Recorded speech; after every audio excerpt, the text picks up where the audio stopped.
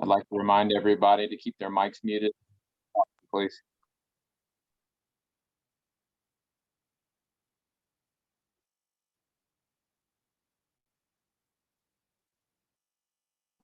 Nathan, if you would, please, sir, start recording on your local computer as well.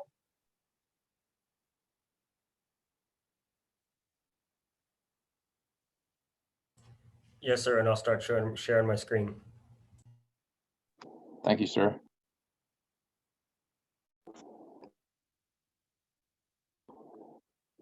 We are now live on YouTube, Mr. Mayor, whenever you're ready and when the time is right.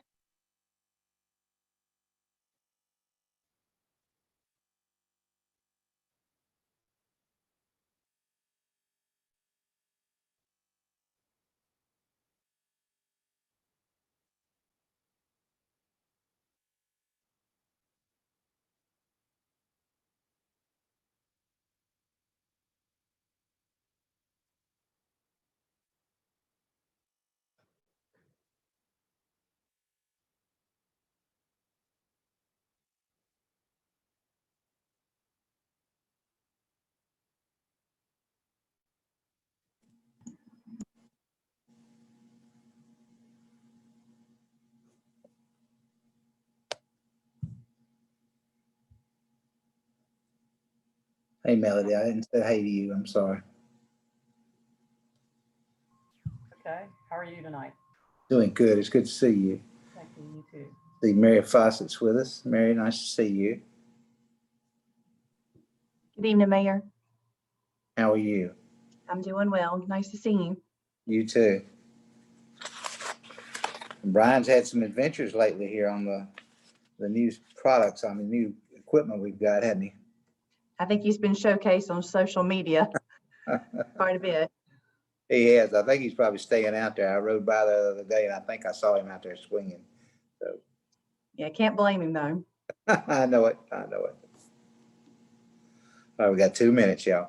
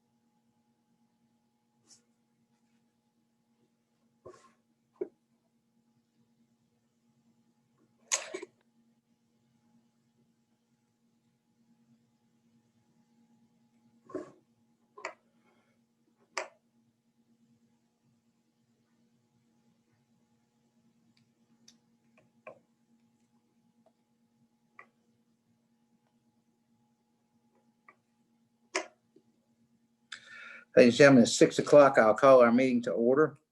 I'd like to welcome everyone to the September 8th, 2020 City Council meeting in Graham.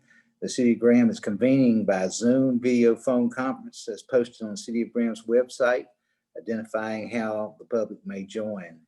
This meeting will be held via Zoom platform. The meeting will be live streamed on the City of Graham's YouTube page at www.youtube.com and type in the City of Graham, North Carolina. If anyone has technical difficulties or connection difficulties, contact Preston Jenkins at 336-347-8674 for support. Items not on the agenda or public comments to address the council at the meeting, please indicate you wish to do so by using the raise hand feature on the Zoom, or if by telephone, press *9 and our meeting host will notify me when you wish to speak. I'm Jerry Peterman, the mayor of the City of Graham. I'd like to confirm that all the members and persons anticipated on the agenda are present and can hear me. As I call your name, would you please respond in the affirmative? Mayor Pro Tem Chip Turner. Do you hear Chip? Unmute, please. I'm sorry, I was muted. Here. Councilmember Melody Wiggins, Here. Councilmember Jennifer Talley,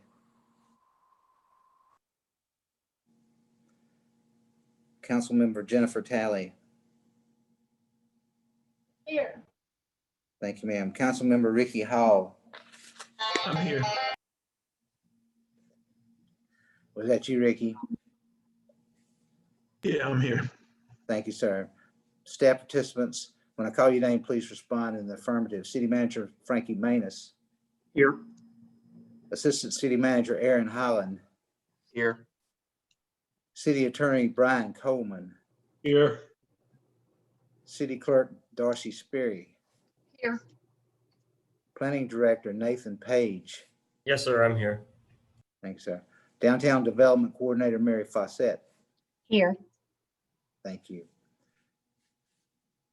Then I'll turn this over to Jeff. Jeff, if you would please.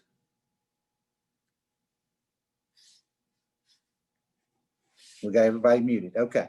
Now we'll do our invocation. If you bow your head with us, please. Heavenly Father, thank you for this beautiful day and all the blessings you've given to us. Be with us tonight as we do the city's business. Keep us safe, healthy, and strong. And as always, protect those that protect us. In your heavenly name we pray. Amen. Would you stand for the Pledge of Allegiance, please?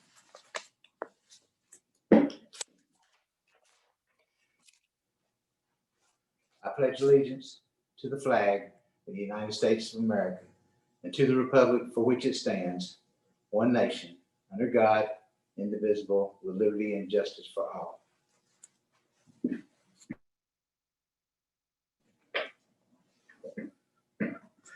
All right, let's start with our consent agenda first. The approval of minutes, August 11th, 2020, regular session.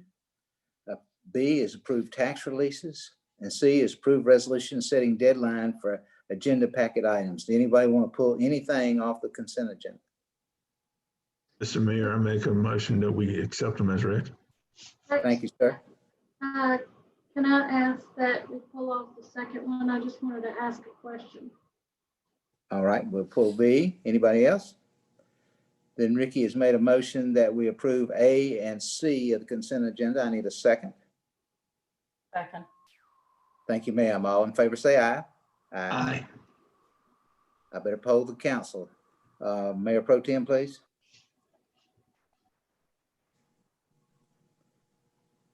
Chip, how do you vote? Jerry, the one I have a question about is C, the resolution. Did you say B or C? You said B. Oh, sorry. The one I have a question about is the resolution. So, Okay, let me go back to Melody. Melody, are you all right with redoing our motion? Yes, sir, I am. Let me go back to Ricky. Ricky, are you all right with redoing the motion? Yes, sir. Then the motion would be to approve A and B. Are you still willing to make that motion, Ricky? Yes, sir. I make a motion that we approve A and B as read. Thank you, sir. Melody, are you are you going to do the second? Okay, thank you. So I've got a motion to approve A and B on the consent agenda. Poll the council. Chip Turner, please. Aye. Melody Wiggins, Aye. Jennifer Talley, Ricky Hall, Aye. and I vote aye. Thank you. So A and B passed. We'll go to C. Jennifer, let me know your problems with C. no problems. I think it's fine to set a deadline. I didn't know of a deadline until this got brought up at the last board meeting. But I think that we still need to be able to, as long as two council members want to have something set on the agenda, they should be able to put forward that and have that put on there. Otherwise, then it would just constitute having an emergency meeting. And I don't think we want to do that. If two council members come to you, Mayor, and want to have something put on the agenda, should be able to do that. I think that's already in our ordinances that two, I think it's in the Right. state. I wanted to make sure that this wasn't somehow trying to circumvent that, because I thought that was already the case. I just wanted to be able to, it didn't make sense to have like an emergency meeting and then a general meeting. Yes, I think that is a state mandate that if two council people want to put something on the agenda, they can. This is a deadline, especially for stuff that that is brought into the public or brought in from us, as far as that goes. Like the problems we had last month with one of our people coming in late with an application for one of our volunteer boards. So this is going to make it clear where I have a cutoff, and that's what we were looking for, is a cutoff for it. Well, I think the problem, I guess, that I have in dealing with the agenda is that we don't know a lot of times as board members what is going to be on the agenda. So, you know, when we've asked for something to be on the agenda, for instance, and then we don't get it until after 5 o'clock, and then it's not on there. I mean, what recourse do we have? Well, this is just a deadline for the public agenda. If you, it just gives us a deadline to where we can either cut it off or add something to it. I mean, if it's for the public, fine. I'm just saying that, you know, if we've asked for something to be on the agenda and we have the, you know, we have the assumption that it's going to be put on the agenda and then the agenda doesn't come out until Thursday, well, we've already missed the deadline. I mean, a perfect example was Jan's resignation. I mean, no one informed the council members prior to the deadline that Jan had resigned and that there was an open position for us to even submit people to Darcy. So either we need to get some sort of notice prior to the deadline of what we think is going to be on the agenda, and then I think that's fine. But we don't know until after the deadline passes what's on the agenda. Do you see the problem with that? I see the problem with that, but I think if you read the agenda when it comes out, this is beyond the deadline. But we just need, when that agenda is printed, it needs to go out, and then there's no adding to it after that, unless you have two council people wanting to add something to it. So I guess what I'm saying is that if Tuesday is going to be the deadline, then can we get something prior to the deadline of what we think is going to be on the agenda, so that we as council members can either add something or know about it ahead of time? I guess that's just kind of my question, is how do you meet a deadline when you don't even know what's on there? Okay. What we can do is send out an email what we're expecting to be on the. We don't want to send out the agenda any earlier than we have to. Reason being, it's not fair to the general public that does want to get something on the agenda, and they come in on Wednesday. So let's do that. I love your idea of setting a deadline for the public. I think that's fine. I'm just saying, as council members, if we've asked for something to be on the agenda and then the deadline passes and then we get the agenda and we realize it's not on there, well, then I don't want this to, you know, not allow us to be able to amend the agenda to get it on the agenda if it's something that's time sensitive. All right, I'll ask the staff if we can send out a warning, not a warning email, but an informational email prior to the agenda, maybe on the Monday or the Friday prior to that. Usually we'll have a pretty good idea that at that time, not definitely an idea, but a pretty good idea. Maybe we could do it that way. That'd be all right, Frankie? It would be incomplete until the deadline passes. Exactly, but we still have a fairly good idea what's in there. Yeah, many items are carryovers from the prior month or items that were heard by the planning board or other advisory board earlier in the month. You usually do a informational email every Friday. Can we just include what is expected in that informational email? Sure. Again, I would have to say that it would be incomplete because We know, I yes. won't know. We know, but what you do have, we could get the information during that time. Sure. Okay, we'll try to do that. Does that answer your question, Jennifer? That is great, Jerry. Okay. So then I need a motion. Does anybody else have any questions about C? Excuse me, I shouldn't have. If not, then I need a motion to approve C on the consent agenda. Mr. Mayor, I make a motion that we approve C. Thank you, sir. I need a second. Second. Thank you, ma'am. That was Jennifer. Let me poll the council. Chip, how do you vote? Aye. Melody, Aye. Jennifer, Aye. Ricky Hall, Aye. and I vote aye. So the C on the consent agenda passes. Thank you, everybody. All right, next we go to number 2.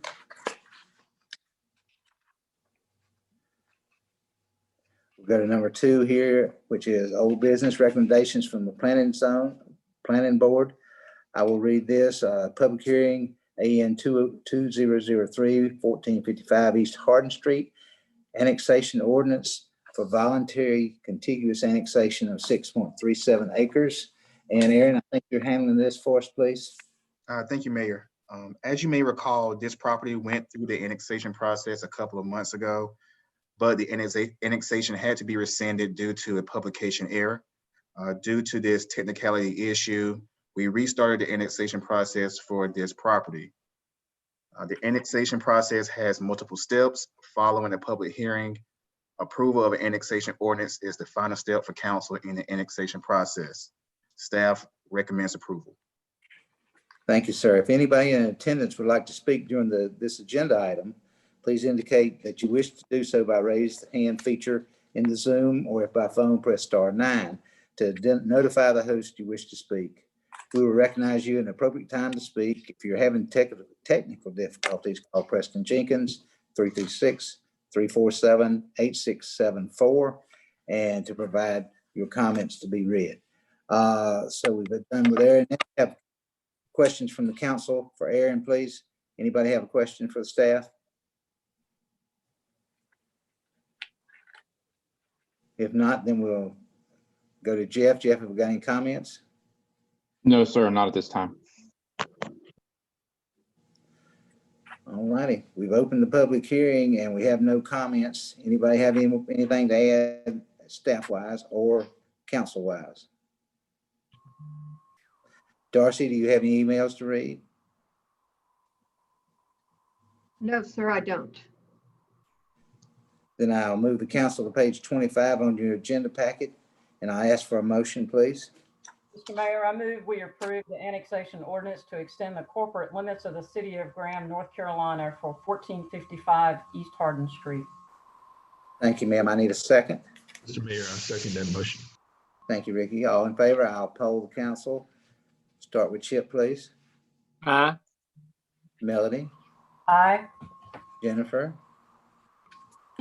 Aye. Ricky Hall, Aye.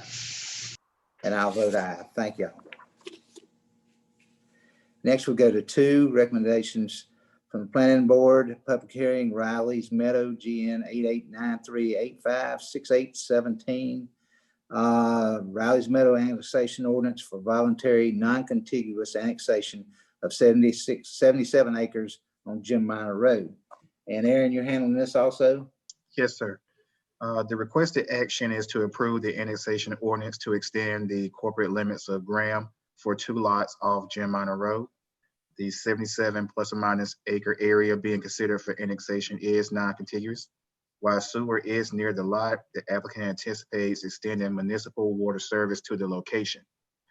The annexation process has multiple steps. Following a public hearing, approval of an annexation ordinance is the final step for council in the annexation process.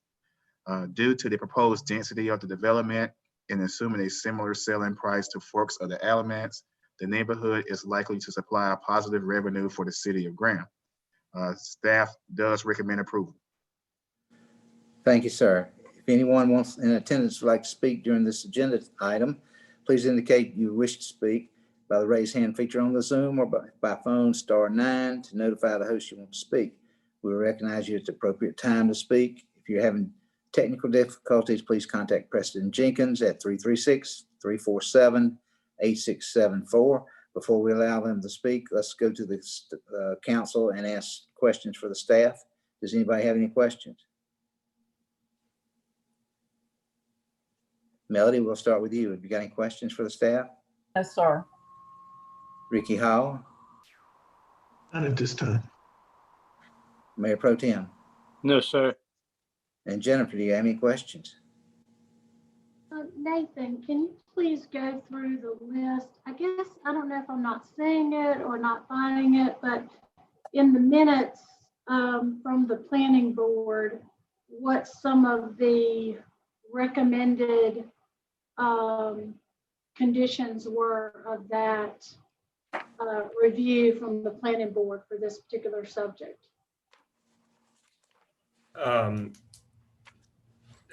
It's my understanding that the city council will discuss the rezoning after discussing the annexation, and I don't believe it's legal to apply conditions to an annexation.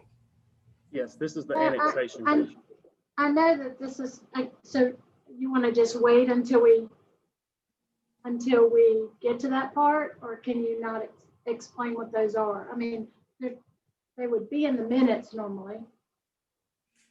Annexation is a prerequisite to the zoning. And I think the question you're asking is a zoning question. I'm just asking for where is it listed? Where is what listed, Jennifer? I'm sorry. The conditions. I think Bobby Chin had several conditions that he talked about. I mean, are they going to want the annexation regardless of whether the zoning is done or not? Annexation in this case is required. No, I understand that, but my question to the developer is do they want the annexation? I know the annexation has to be done first, but my question is do they want the annexation regardless of whether the property is going to be rezoned or not? They have to annex it. It's my understanding that if the city council does not approve a rezoning or the initiation of zoning, that the applicant does not desire the property be annexed. That's my question. Thank you, Nathan. Okay, any other questions for the staff? Then let me go to Jeff. Jeff, if you got anyone that wants to speak. Yes, sir, Mr. Mayor. Yes, sir. Patty Allen will be the first one. And Patty, you've been unmuted. Hello, council members. Patty Allen, 265 West Shannon Drive, Graham. My primary concern about annexation for this non-contiguous space is that while it may be perceived to be a positive income for the city of Graham based on the density, I'm concerned about the burden it places on safety.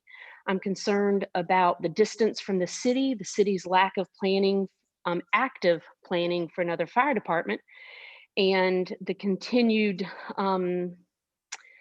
burden that it's putting on county resources to go further and city resources as we move further and further out into the county.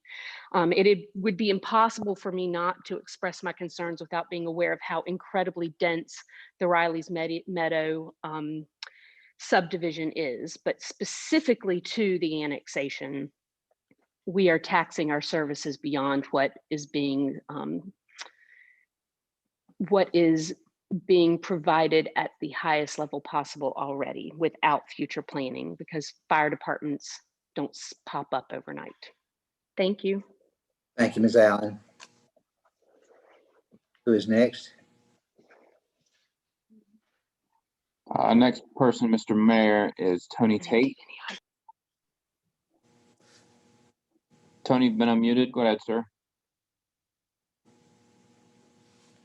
Hey, Good Mr. evening, Tate. Mr. Mayor. I just wanted to reiterate, I'm here on behalf of the property owners and just would like to reiterate that we would not want the property to be annexed without the rezoning. So other than that, I'll be happy to answer any questions that you might have. Thank you.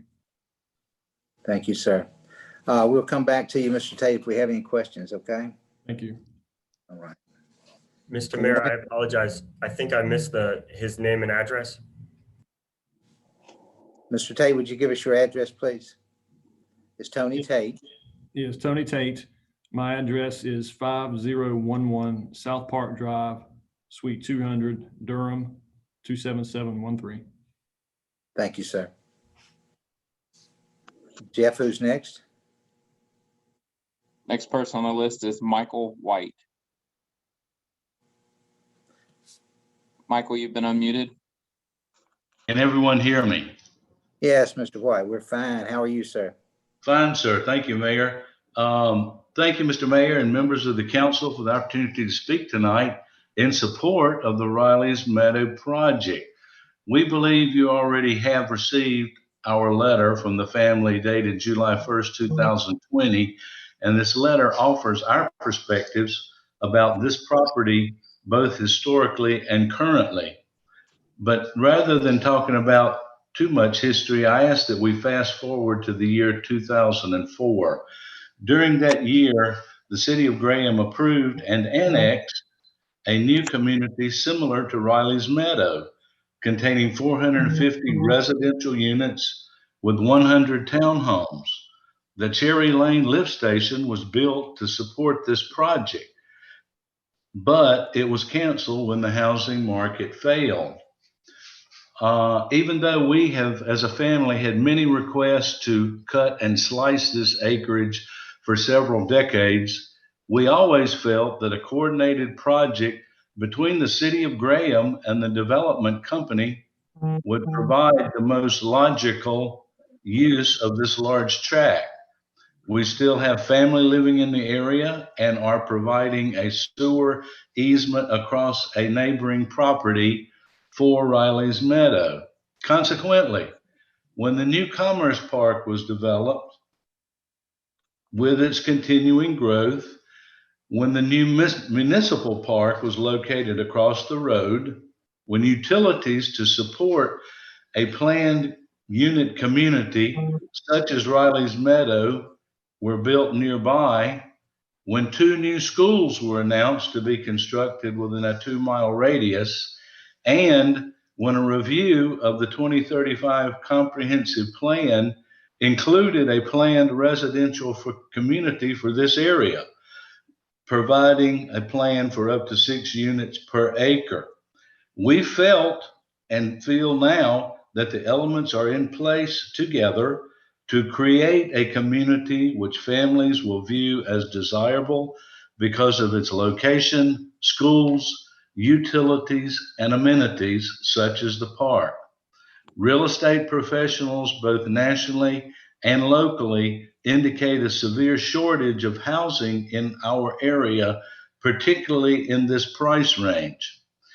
In reviewing page 30 of the 2035 plan, it reads in part, a neighborhood's idea of a compact, walkable, diverse, and connected community. Riley's Meadow is at last that community, and we wholeheartedly offer our endorsement. Thank you, Mr. Mayor and members of the council, for allowing us to come before you tonight. Thank you, Mr. White. We appreciate you being here. Anyone else, Jeff? Yes, sir. Kim Minter, you've been unmuted. This is Kim Minter. I live at 1906 Jimmy Kerr Road in Hall River. Ms. Minter. Hey, thanks. I just want to extend my concerns about the city's amenities out in the country that's going to be utilized. There's also concerns about the traffic as far as, again, being out here. This 400 home development is right next to another development that's being proposed and requested to be annexed into Graham as well, which is an additional 179 homes. So you're going to have 579 homes back to back that within this area that's going to need city services. And as was said earlier, that's going to be taxing on these services.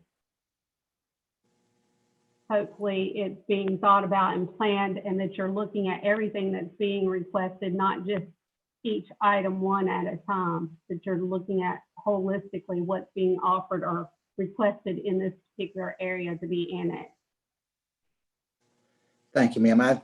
Let me take a second to answer Patty Allen and Kim Mentor's concerns here as far as the fire service goes. This past year in our budget, we did include the study of not just one, but 2 fire stations reaching the 2 ends, Rogers Road end and this end. And the guys that are looking at that planning situation will be here in the next couple of weeks. They will plan the thing and then we'll see where we'll go. Yes, we do need a fire station, and yes, we will work on that right now. So let's go back to Jeff. Jeff, who else we got? Okay, Mr. Mayor, the next one is Eric Chrisman. Eric, you've been unmuted. Go ahead, sir. Yeah, Mr. Mayor, this is Eric Chrisman, 208 Albright Avenue in Graham. I respectfully request that the missing council member Tally's icon be put up there so we at least know she's online. I didn't realize she didn't want to have her picture made, but at least put the icon up there, the Zoom icon showing that she's participating. Thank you very much. Thank you, Eric. Who have we got? Is that possible to have done? She's chosen not to do that, and it's her priority. No, but you could at least have the icon up there so that she is in attendance. We don't know if she's signed off or not. Jennifer, you're in attendance. I'm in attendance. Then have the IT people put the icon up saying that she wishes not to have her video, but she is in attendance. I'm working on Common courtesy, Mr. Mayor. Okay. Yes, sir. He's working on it. Give him a second. Thank you very much. It's on there. I see it right there. All right. Who's next, Jeff?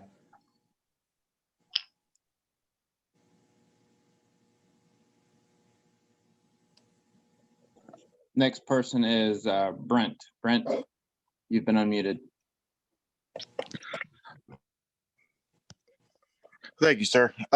My name is Brent Gonay. I reside at 2033. Gonay. Hold on just a second, Mr. Mayor. I think I accidentally clicked on the wrong button. Either that or he got kicked out. There he is. Hold on one second. Okay. Okay. Can everyone hear me now? Yeah, sorry about that. Excellent. Go ahead. Yes, my name is Brent Gonay. I live at 2033 Atlas Drive in Haw River. I'm one of the property owners that's going to be adjacent to Riley's Meadows in the Alamance Acres community. Our concern out here mostly is, of course, the density. I believe our community sent a letter to the city council detailing our concerns. I apologize if I wasn't online, if that was read or if anyone has spoken about that. I had some kid issues. I wasn't able to log in time. Out here, I understand that, new schools have been proposed and stuff, but our schools are already stretched. We have 2 grocery stores within, a couple of miles here. I believe the Food Lion in Graham and the one in Mebane is the closest one. And we have 579 homes coming in the next couple of years, plus all the homes that are being developed in the communities off Rogers Road. I'm all for growth, and I think it's great that our town is growing, and with the UPS plant and everything coming in, I think this is a really great area, and I'm really enjoy living out here. But I'm concerned about sustained growth and planned growth. We have really no restaurants out here on the south side of town. We have the park, but really there's no place else to go unless you drive into Mebane or into downtown Graham. There's nothing on the south area of town here. So I'm concerned about bringing in, 400 homes at 2 adults and a kid per family and 539 homes. You're going to have 1,500 people come into this area. Where are they going to go eat? Where are they going to go shop? How are they going to stress those already stressed out areas and things? I think we need to look into our commercial areas around here and retail that would help establish and attract people to a homestead out here. I mean, like has been stated previously, this is out in the county, and people aren't going to want to live right on top of each other if they don't have amenities that is within walking distance. The only thing is the park, and I would hate to see that park just get overrun. I'm just concerned about the number of people going in that fast without anything to support those people. Thank you. Thank you, Mr. Ganay. Who else you got, Jeff? Mr. Mayor, I'd like to say something to Mr. Chrisman, if I would, real quick about the request that he made. Yes. Mr. Chrisman, if you'll go and click on any of the videos, say like Nathan's, for example, you will see an option there where it's got 3 dots. If you click that and click show non-video participants, it will open up on your screen where you can see everybody that's in attendance. Again, that's a setting on your computer. If you'll click the little 3 buttons on one of the screens and click show non-video participants, all of them will pop up. Okay, Mr. Mayor, the only person that's got their hand up has talked already, Patty Allen. Okay. Anyone else that hadn't spoken? Okay, then we'll end our public hearing. We'll end it right there. I'll give a rundown. Ms. Allen said she's, we want to make sure we're actively planning the fire department and concerns there, and we are doing that. Mr. Tate was one of the property owners. Tony Tate and Michael White both supported. Kim Mentor, concerns of amenities and traffic. Eric, his only concern was Ms. Tally's icon, and of course Brent Ganay had concerns with density, schools, and where are the people going to go shopping and eat. Very good concerns. Okay, with that, then we will close the public hearing and we'll discuss it among ourselves. What does everybody think? Jerry, I have some questions for the developer. You can ask any question you want to. Okay. Mr. Tate, are you still there? I'm still here, yes, sir. Let's get him online. All right, Jennifer, go ahead. Okay. Do you have an idea, so the homes that you're proposing, it's all residential, right? And it's gonna have no shops, no future expansion or anything like that. It's all just residential, and you don't have any thoughts on adding anything like a mixed use or anything like that in the future to maybe adjacent property, or maybe to address some of what Mr. Ganay's issues that he brought up. All we're talking about now is the annexation, not the development. So those are questions for the development. If he comes back, he will come back and stay with us. So we need to go through the annexation first and then go to the development. Okay. Okay. Just save you. I have a question for Aaron. Aaron can probably answer this. Okay. The ISO ratings for the fire for annexing in an area this far out, what are the miles that they recommend to keep the existing rating that we have? If I'm not mistaken, I think it has to be less than 5 miles. And I believe Nathan, and correct me if I'm wrong, I think they actually measured out this property and it is within the 5-mile radius. Is the whole development within the 5 miles? Yes. As far as I know, it is. Okay, and is the school got capacity to be able to handle an annexation of this size coming into the school system in that area? Schools are part of our TRC. They're made aware, just like any of our other TRC members, whenever we have developments come through. You know, as you know, we really can't control what the schools do. They should adjust to the development, but it's not something that we're actually forcing them to create more space. Let me interject here. I think the TRC is a technical review committee, and they invite the ABSS to all of our technical reviews. Is that not right? Yes, and they're giving notice of all the projects as they come through. Okay, thank you. With the annexation, the services that we are required by law to provide, Frankie, would be,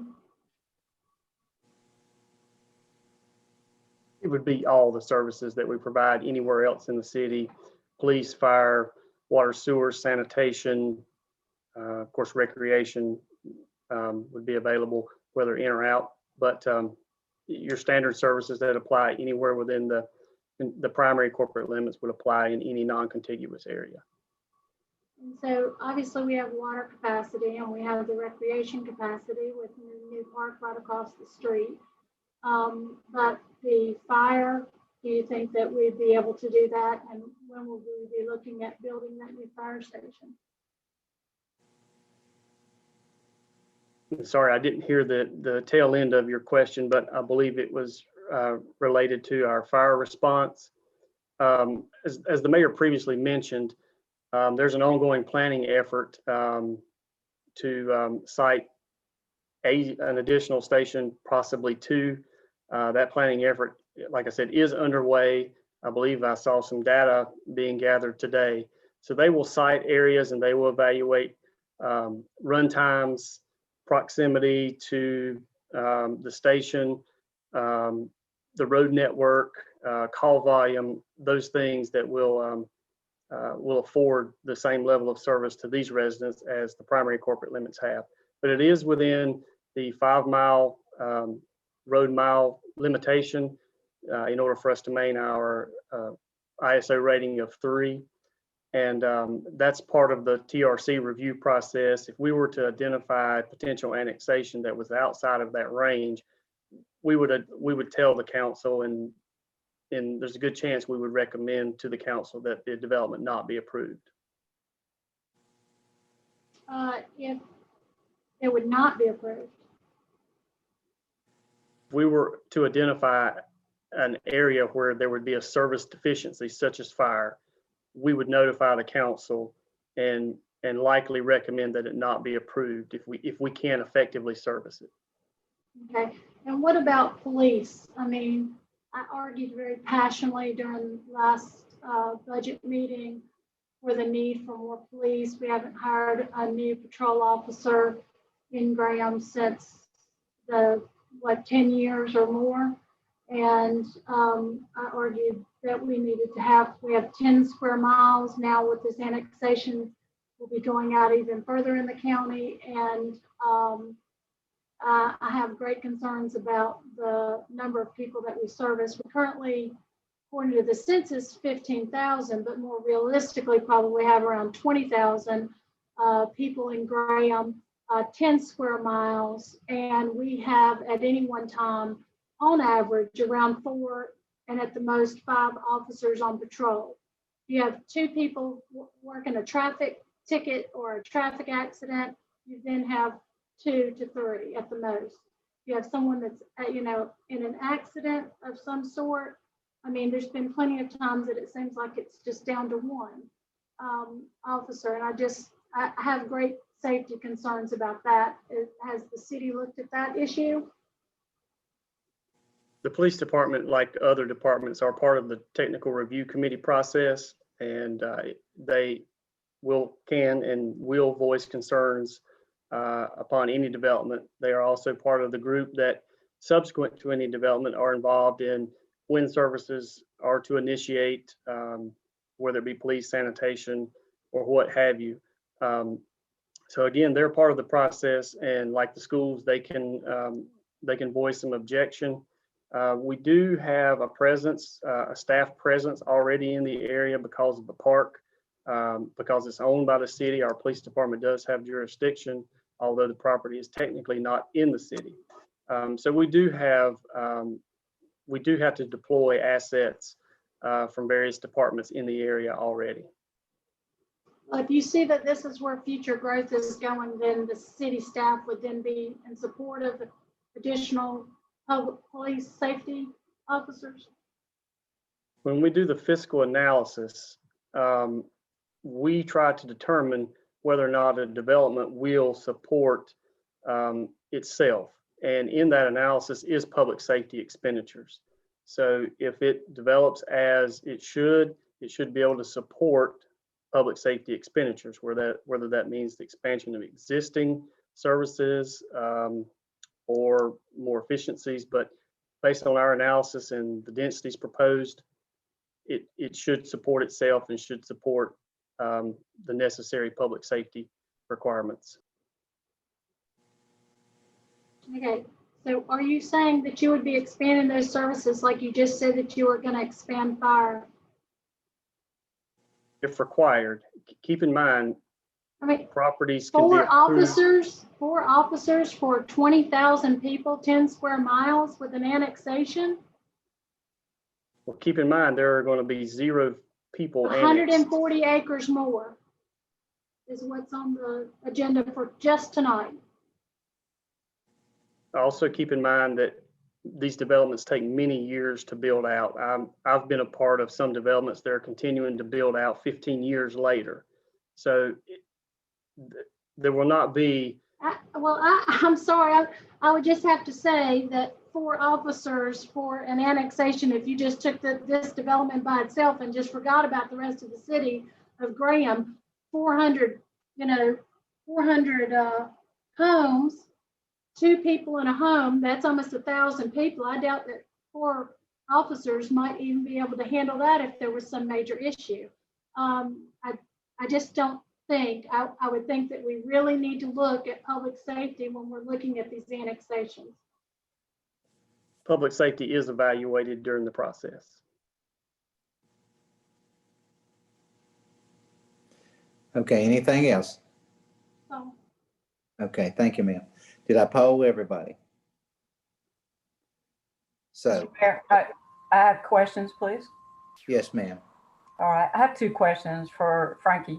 I think you alluded to the first question of how long it actually takes, even though we may approve something right now. How long is the average time when we see these things actually hit the ground, Frankie? Often that depends on how aggressive the developer is and how good the plans are when they first hit our desk. That could minimize review time. The developer could speak better to this, but this is a multi-year build out. We will go through several budget cycles before this project is built out. And again, there are projects similar in nature that have been building out for the last decade and a half that I was involved in when they first were approved, and they're not built out. Right. So this is not something that happens overnight. This is not something that will happen during this budget year. We are headed into other budget years where this planning process will be done by the technical review committee, and they will be able to plan for that process in advance, correct? So assuming this is approved, there's a process of engineering review, permitting. Wow, Tony could probably answer this better than me, but on the most aggressive timelines, you're probably 2021 before anybody scrapes the ground. Excellent. Thank you. My second question is regarding just so that the public understands what we're doing here, if this is not annexed into the city, what options does that developer have at this point? What could be done with that property? If it's not annexed into the city has no jurisdiction, whether it be with your normal ordinances relative to behavior or your land development ordinances, building standards, those type things, dimensional requirements. So in order to effectuate zoning on the property by any jurisdiction, it would have to be annexed. This is beyond the reach of the city of Mebane, at least currently. And Alamance County does not have zoning. So right now the property is unzoned, which opens up list of what could go there. So that means, what could go there. So my understanding is anything could go there. So exactly. If we don't annex it, then a hog farm could show up next to all these residents. Is that correct?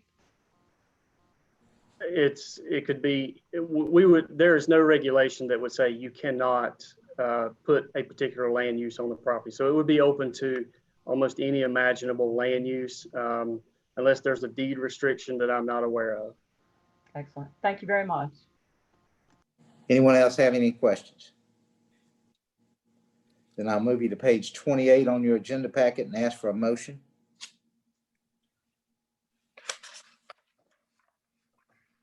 Mr. Mayor, I move we approve the annexation ordinance to extend the corporate limits of the city of Graham, North Carolina for 2 lots making up approximately 77 acres off Jim Minor Road. Jerry, can I just ask one question of the staff real quick? Real quick. If we do this annexation and then the subdivision is changed or something like that, do they have a timeline in which they decide to come into the city, or? Once the annexation is approved, it is effective.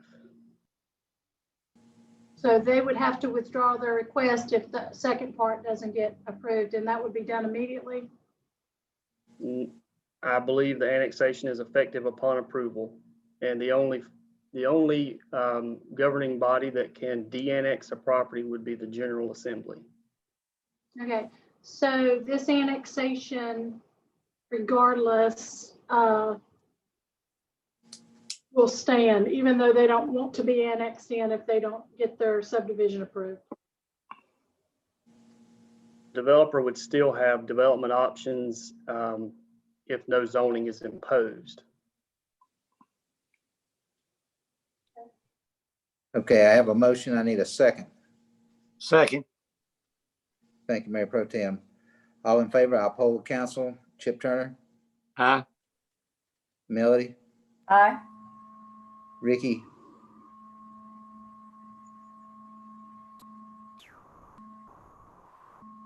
Unmute yourself, please. I did. I said aye.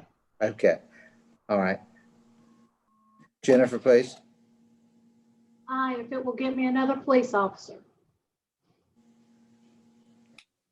I'm gonna write you down as an aye, and I'll vote aye. All right. Thank you very much. We'll go on to the next item. All right, next we go to 2B2,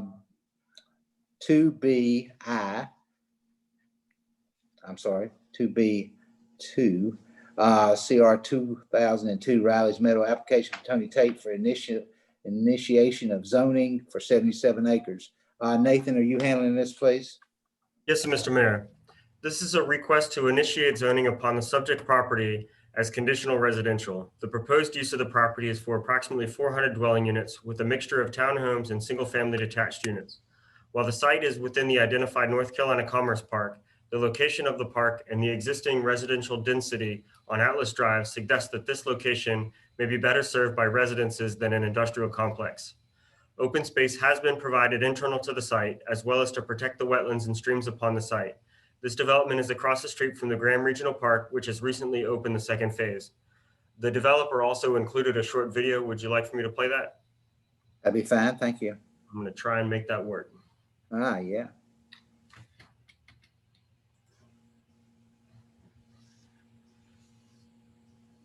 Is that up for you all now? I don't see it. Let me do this.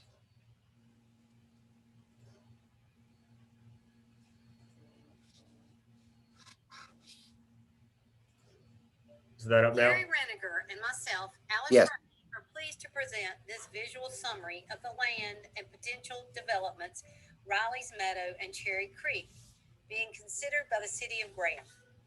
Back in 2015, the North Carolina Commerce Park was officially created. This development didn't come without lots of effort and the power of a collaborative mindset from progressive municipal leaders and property owners. Private landowners voluntarily partnered together to provide their properties. Likewise, the current land package being considered is an assemblage of 6 different landowners. Each comes to the table with something unique and of value. One seller has the sewer. 3 provide access to one of the 3 different roads for easy accessibility. and another the beautiful vistas and access to Back Creek. That, coupled with the fact the developers are providing the water to the sites, makes for a cooperative and successful venture. Together, they present their properties. As we are looking, we see that we have the site to the right for Cherry Creek, to the left for Riley's Meadow. Here are private landowners with a perfectly buffered farm fence with natural vegetation. Another private landowner with more vegetation along a private stream. This is Jim Minor Road. The site to the top right is the site for Cherry Creek.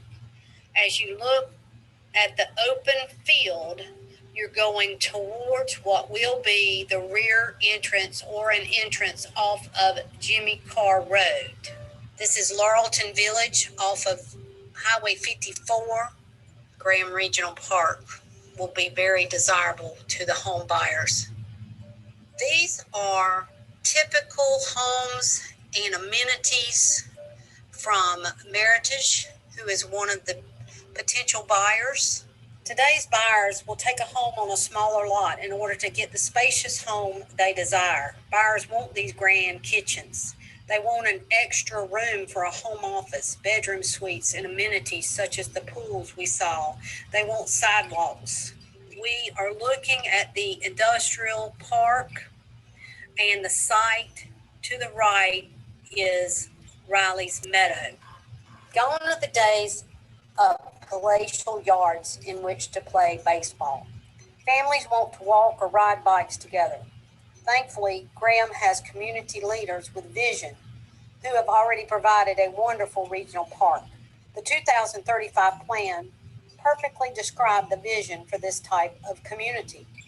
The sellers and buyers of these parcels respectfully request you support the approval of these neighborhoods. This added inventory of new homes and a new high school will relieve the pressure on a multitude of families, many who will be employed in the Commerce Park. With your support, Graham can truly live up to its welcome sign, a city designed for living. Thank you. Thank you, Nathan. Have you got anything else to add, Nathan? Just that if the rezoning is approved, that the following subdivision also would meet the standards and should be approved. If the rezoning is not approved, the subdivision won't meet the standard and then shouldn't be approved. Okay, thank you, sir.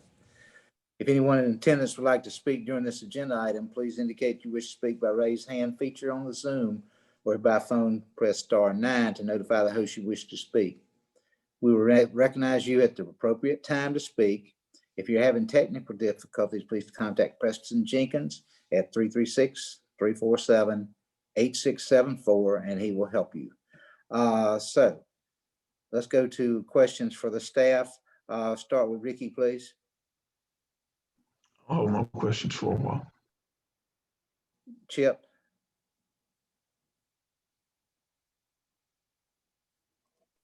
I'm sorry, Mayor. No questions, Mayor. Jennifer. I want to talk a little bit about what I've already heard from, I guess, some pushback from the realtors, I think that you just heard from in that video. I spoke with them at length, and I think that there's either I misunderstand or they misunderstand, but there's a disconnect somewhere. In reference to the 2035 plan that has put in this employment district, it's a joint land use area between Meadow, Graham, and Alamance County. It contains several uses: farms, single-family homes, natural ground cover, and warehousing. But the desired pattern there under this 2035 plan is to limit environmental impacts, preserve open space and open corridors, and develop high quality and adaptable buildings for a variety of companies. So this area, according to this desired pattern, is really to provide office space, industrial, commercial, institutional space, and yes, some residential housing. But I will tell you that if it's not going to be used for that purpose, then it needs to revert back to what the 2020 plan said. And as far as I look at the 2020, still 2020 on my calendar, and this used to, under the old 2020 plan, was traditional neighborhood, which is the traditional neighborhood that we're looking for. It talks about a mixed use as well. It does actually speak to some of the things that Brent Ganay, talked about, having, some, basically building a town within a town, and that you're trying to get developments that do that. And I feel that the density that is being pushed in these two developments are just something that we've never seen before. 3 foot between the house and the lot line, 3 foot. I mean, I have real issues with that. If you have a bump out in a house, if you have an overhang, now it's down to nothing. If you have awnings, porches, anything like that that protrudes out, you have a second level bump out, which a lot of times you see that happening in order to try to give these homes character, that sort of stuff. A 3 foot setback, I have real safety issues for fire in regard to that. Many of you, I'm sure, remember seeing on the internet the tragedy that happened down at the beach recently here in North Carolina, where all the homes just sat there and burned, and the fire department just had to sit there and let it burn out. But the homes were built so close together that once one was on fire, it was just impossible to stop it from spreading from home to home to home to home. And homes just basically ended up being burnt to the ground. And that's a tragedy that we, if we're in a place, I think we need to make sure that we are, I'm all for building, I'm all for expanding, I'm all for growth, but I just think we need to do it in a responsible way.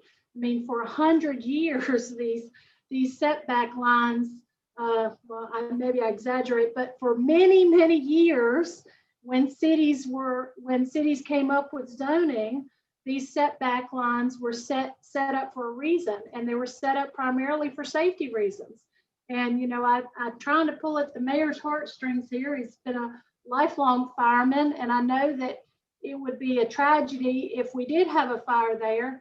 And I will just say that I looked what are other things that are being done in other areas when they have things like this being proposed. And what I've seen in other places have been fire resistant gypsum board was required by the city council, or under the vinyl siding or no combustible siding, restrictions on size and amount of windows facing neighbors, non-vented soffits, fire resistant materials inside attached garages. So I have some concerns about fire safety. I have some real concern about the density. I was on the council when the issue regarding open space was passed, and it was my understanding very clearly that open space and the use of open space and planning was supposed to be a trade-off, that you were supposed to take usable land, not floodplain land or land that you couldn't build on anyways, but usable land in exchange for that trade-off, that you would build pocket parks and amenities and have some open hiking trails and build that into your neighborhoods. And it's now become this thing where we've just clustered all the homes in the middle of whatever development and then added any unusable land around it. And basically that wasn't my intent, when I was on the council and we passed the open space. I want to see, when you look at that beautiful visual of that land aerial view, I want houses, but I still want to be able to see that beautiful site. And I have real concerns about that. I have concerns about the water runoff because it is located near so much land that has flood issues and is in the flood zone. I'm concerned about the materials that are being used. In Apex, where this other development from Meritage was being built, we actually drove out there, looked at the homes, looked at the site. The city of Apex required them to use, they had a lot of restrictions on things that they could use. And some of them included that they had to be all hardy plank, no vinyl siding. Let me see, I have notes on some of the other things here. Didn't allow overhangs, things like that we have to consider. You know, when you have the lot line and then you're on the second floor and then you have an overhang, I mean, we only have 3 foot. I mean, if you're running a mower and your neighbor's running a mower, somebody's going to have to put in a one-way sign, because you're not going to be able to pass your neighbor on a mower in between the houses with 3 foot setbacks. The lots being 20 foot wide at a minimum, I have real issues with that. I just think that everything around there is R18. I absolutely understand the developers' concerns, saying there's no way and I'm a developer, so I know you can't put R18 there. And I believe in people's rights to be able to develop their property. So I just feel like we need to somehow come to some meeting of the minds and be able to get something there that isn't this dense, but also is financially, this developer is able to financially put something in there that is going to meet the needs of his customer. I have no problem with not having a lot of yard if that's what they think that they can sell. But when you look at the Challenge Golf Course that has 0 setbacks that we did years ago, why didn't we do any more of them? Because they don't sell. It's a real problem over there at the Challenge. I have heard from several people that have owned homes over there that it's a real challenge to sell their home when they have 0 setback lines. You know, they're all brick and they're beautiful homes, but trying to sell a $400,000 home with no setbacks, I think, is a concern. So I'd like to know a little bit more about the traffic impact. I think it will probably be somewhere around in the 4,000 trips a day, but I'm not sure. I'll have to ask that from the developer. The materials, if he's going to limit the materials, would he be open to doing that? That's certainly a condition that we can put in the conditional use. Would he be willing to decrease the number of homes and put a larger size home on a larger lot, and still be able to make the same amount of money? I think that was something that was brought up at the planning board, a suggestion, I think, from Dean Ward or some of the other members of that board. The multifamily is 100 feet deep and 20 foot wide lots. Lots of concerns about that.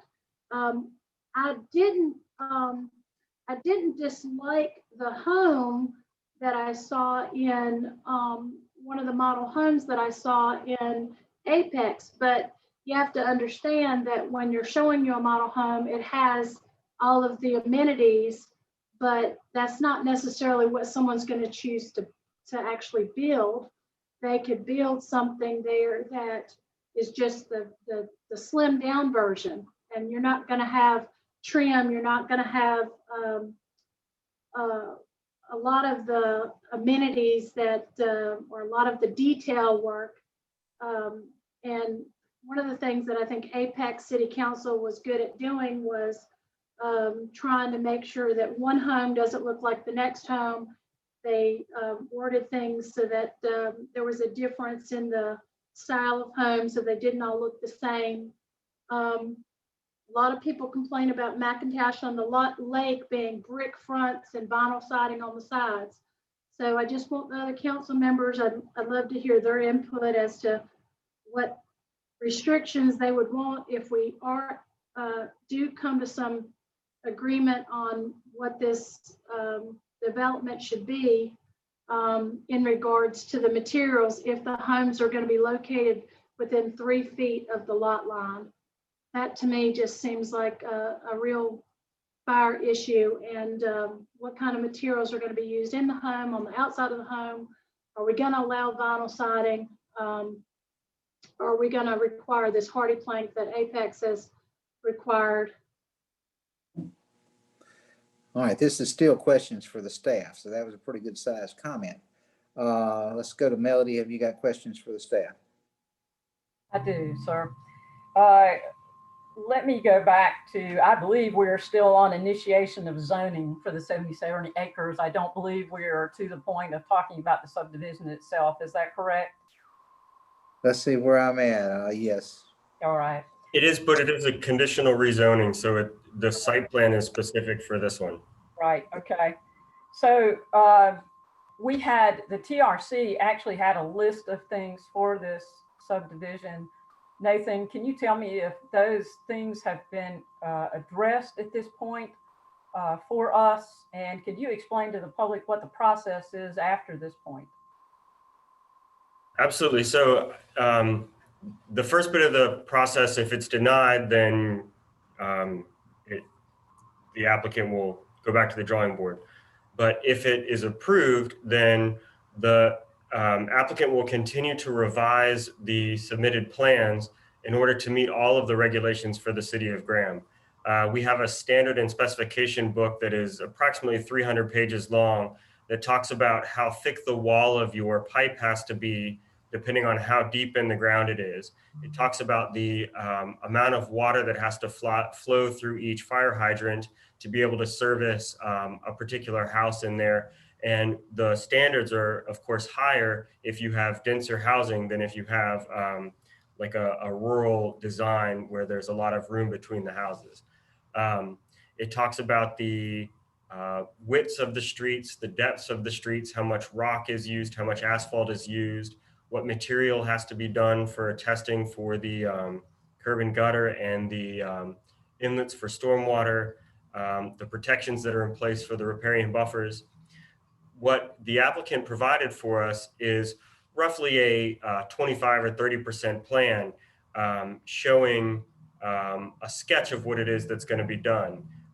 It's more a blueprint, if you will, rather than the construction drawings that they'll have to get approved by the TRC. And the TRC goes through, and when Frankie was talking previously about the amount of time that it takes for a developer to actually hit the ground and start building, the only thing that I can see happening on this property in 2020 is they can pull an erosion control permit tomorrow from Department of Environmental Quality in Winston-Salem and may choose to log the property. That is a right that an individual who owns land in the state of North Carolina has, regardless of municipal jurisdictions. So other than that, in terms of starting any construction on the site, in terms of beginning the installation of water or sewer connections, or even connecting to NCDOT's roadway, that requires approval by the city TRC and the state of North Carolina's utility commissions. And all of that is reviewed and has to be approved. The same plan has to be approved by NCDOT, by the city of Graham, by the state for the water and the sewer extensions. I believe I answered your question there. You did. Are there any concerns that Council Member Talley suggested that would not be looked at by the TRC?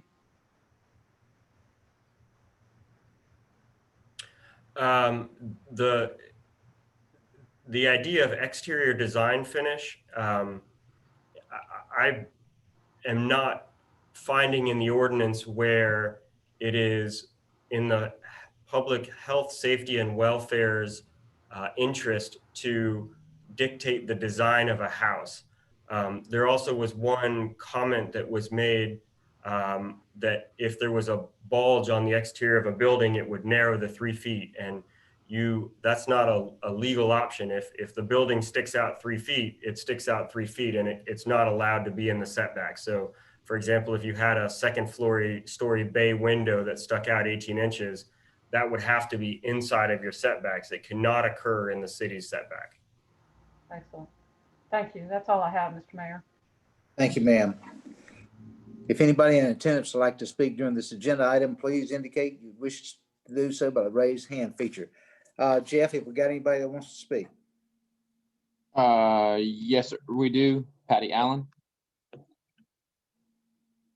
Patty, hello, everyone. Thank you very much. Patty Allen, 265 West Shannon Drive, Graham. I first have a question, and I'm not sure which of the council members or staff could possibly answer it. It is my understanding that a citizen may not submit a written statement for city council as well as to be read, as well as appear, or like we're calling this appearing, in front of city council. As a citizen, I may not do both. Is that correct?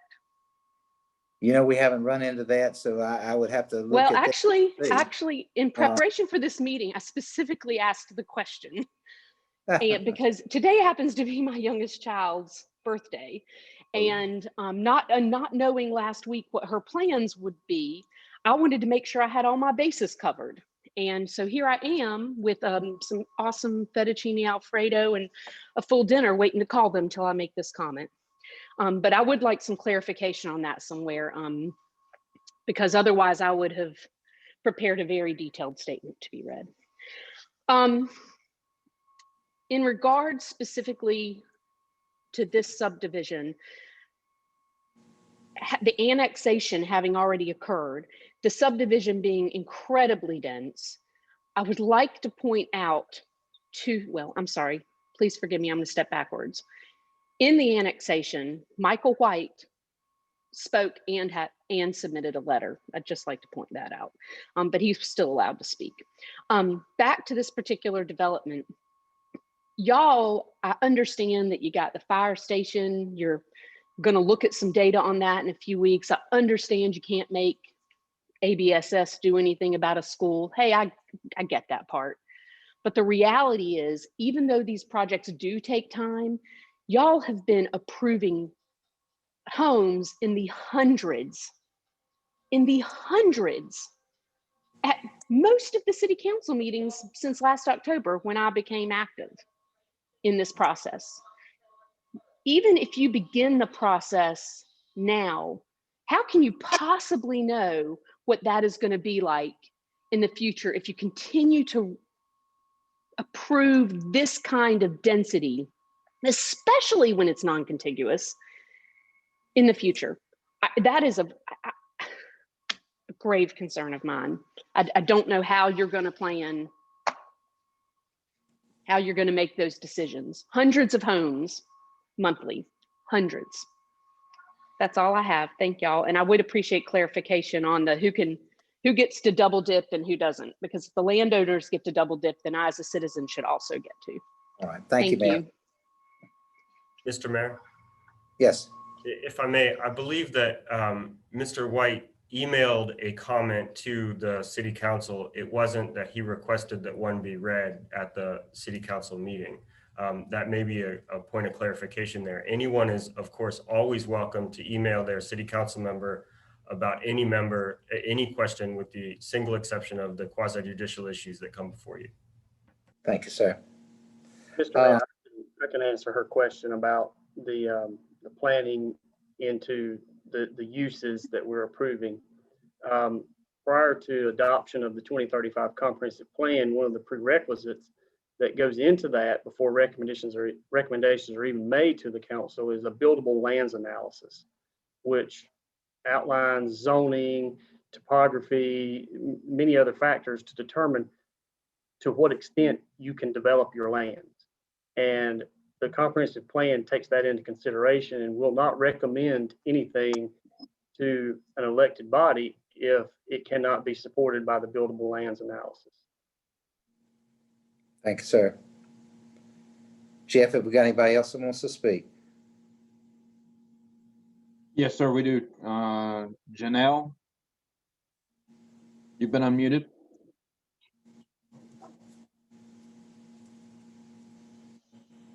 Hi, can everyone hear me? Yes, ma'am. Okay, hi, my name is Janelle Woody. I am at 2065 Atlas Drive, the adjacent property bordering the proposed subdivision. I would like to ask Mr. Mayor, there was a letter that was submitted on, I believe, August the 10th from the homeowners of Alamance Acres. And I would like to ask if you could please read that letter to everyone expressing our concerns. Okay, Darcy, have you still got the letter? Let me take a look for it. Okay, well, stand by, Ms. Woody. Thank you.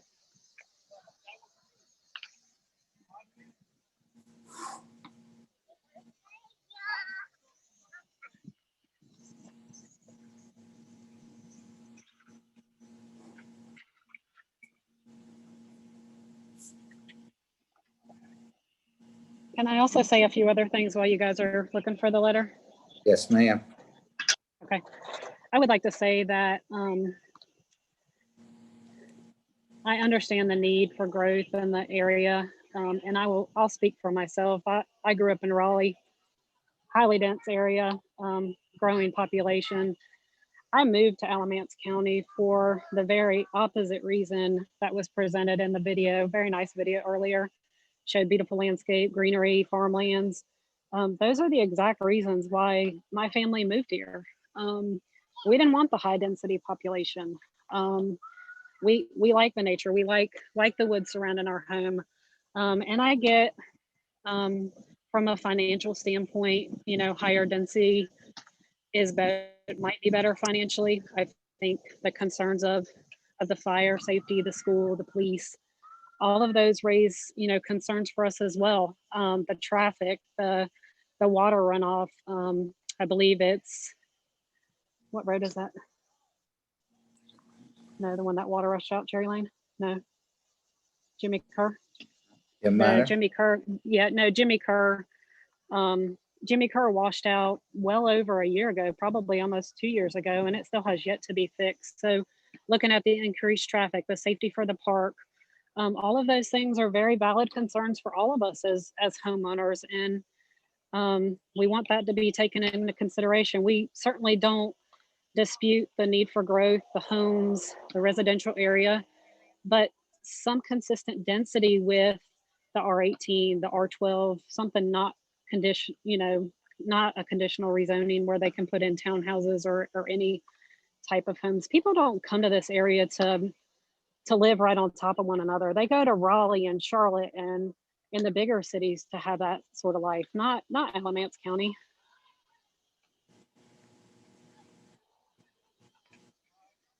Did you find it, Darcy?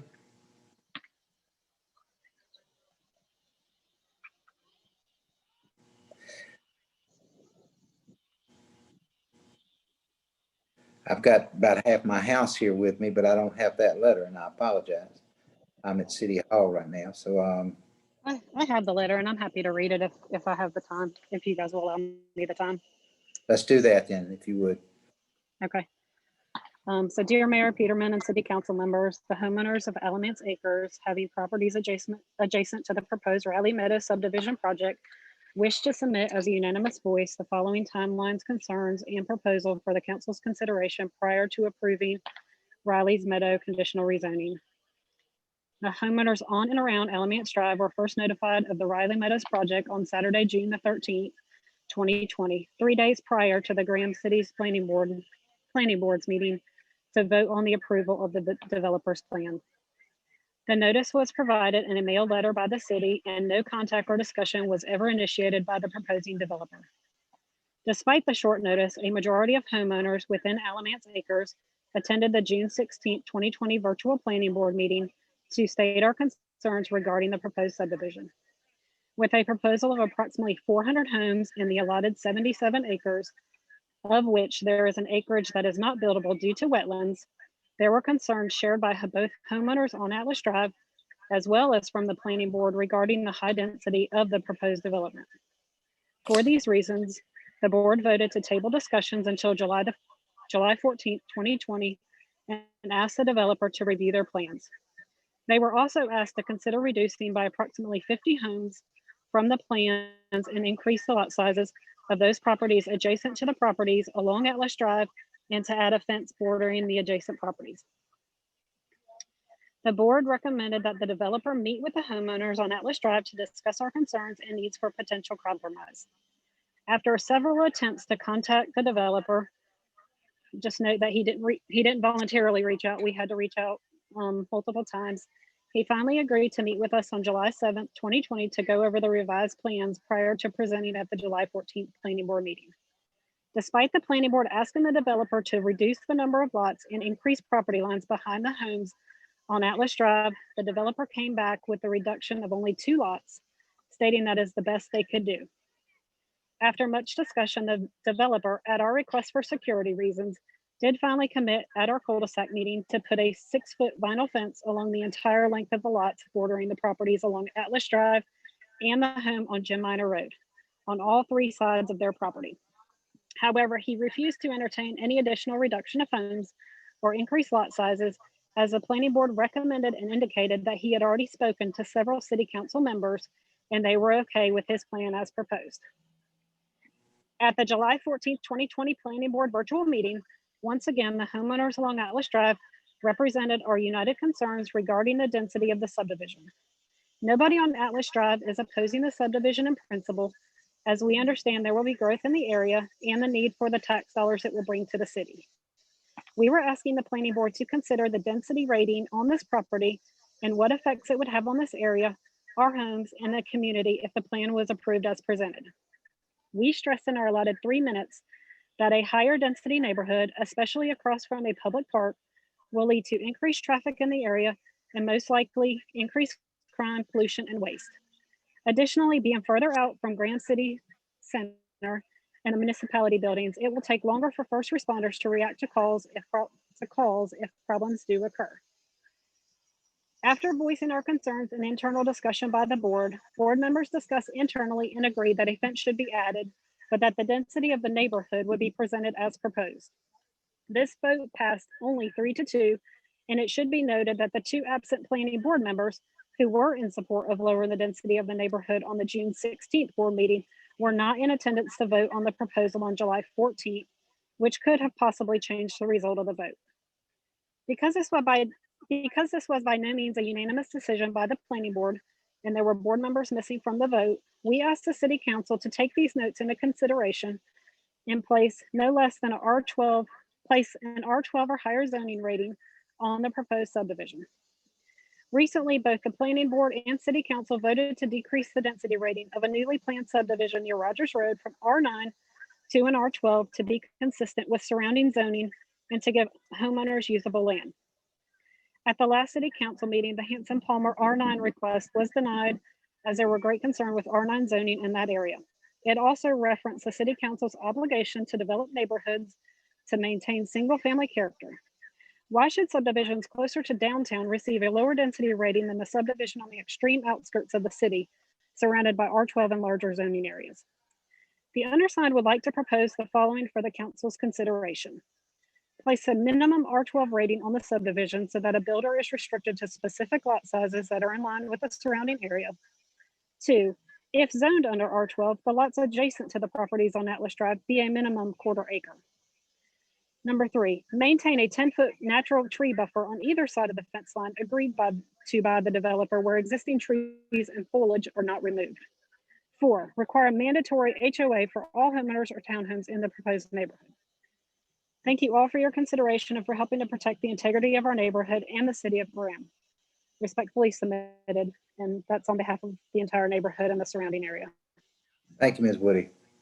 Thank you. Jeff, have we got anyone else? Jared, could you go over those conditions again that she gave? She wanted R12, 1/4 acre, 1/4 acre lots and tree lines to line the whole neighborhood. And an minimum HOA. minimum of R12. Okay. And I stated the HOA for all of the townhouses or anything. Well, it would have to be the whole subdivision. Okay, Jeff, have you got anyone else? Yes, sir, Mr. Mayor. Angela Willis, you've been unmuted.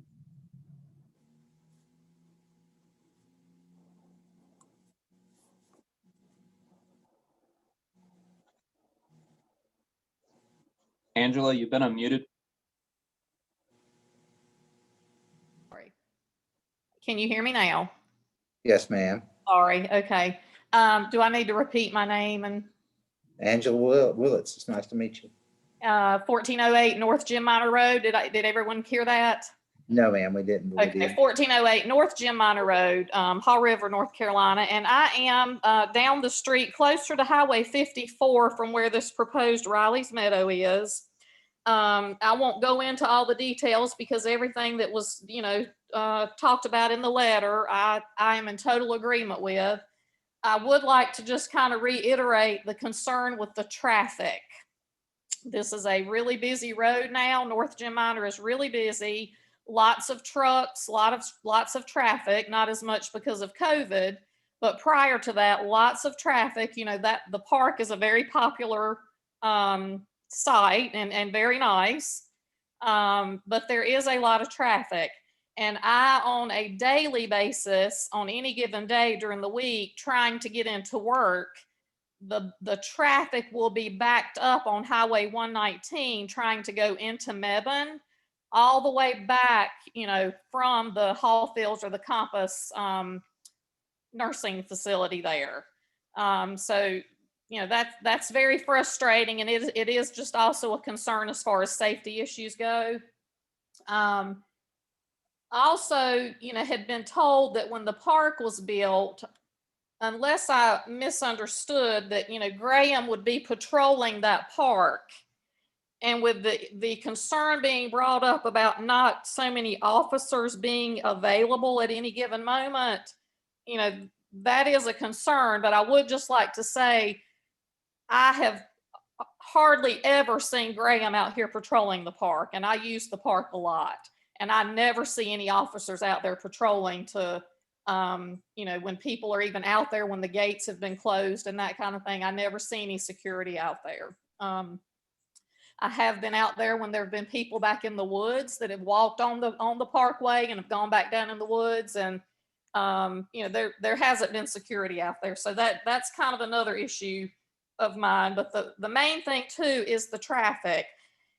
And then I guess too, just as a question, for we homeowners, for us that have made investments into properties and, who really enjoy the lifestyle that we're living here with our investments, it's going to change life as we know it a lot. And for the whole reason that, I purchased out here was for the quietness, and for the beauty and for the countryside and for the privacy and those kind of things. So that's definitely going to change a whole lot. And then I'd also just kind of like to know, what do you think that this type of development is going to do to my investment? Is it going to increase my investment, or is it going to decrease my investment? My property is on somewhere around, 12 acres or so. And to have that kind of density all around me, not to mention, I'm hoping that you'll get to the issue of the development that's supposedly going on the backside of me, which will be Cherry Lane. So I'm going to have it around, two sides. But I'm concerned about what that would do as far as the value of my investment here, in my home. Thank you. Thank you, Ms. Willits. Anybody else, Jeff? Yes, sir, Mr. Mayor. Andrew Cagle. Andrew, you've been unmuted. Hi, thank you. This is Andrew Cagle. I live at 1322 North Jim Minor Road. I am the property owner of Cherry Point at 1677 Cherry Lane, Hall River, North Carolina. I would respectfully request that the members of the council displace this item for the next meeting. And that's all I have for right now. Thank you.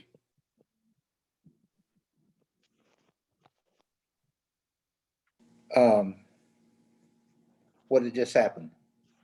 Mr. Mayor, if I may, I believe he's the next item, the Cherry Creek, not Riley's Meadow. Okay. So he's asking to postpone Cherry Creek. We would have to wait to do that at that point. Mr. Cagle, are you still there?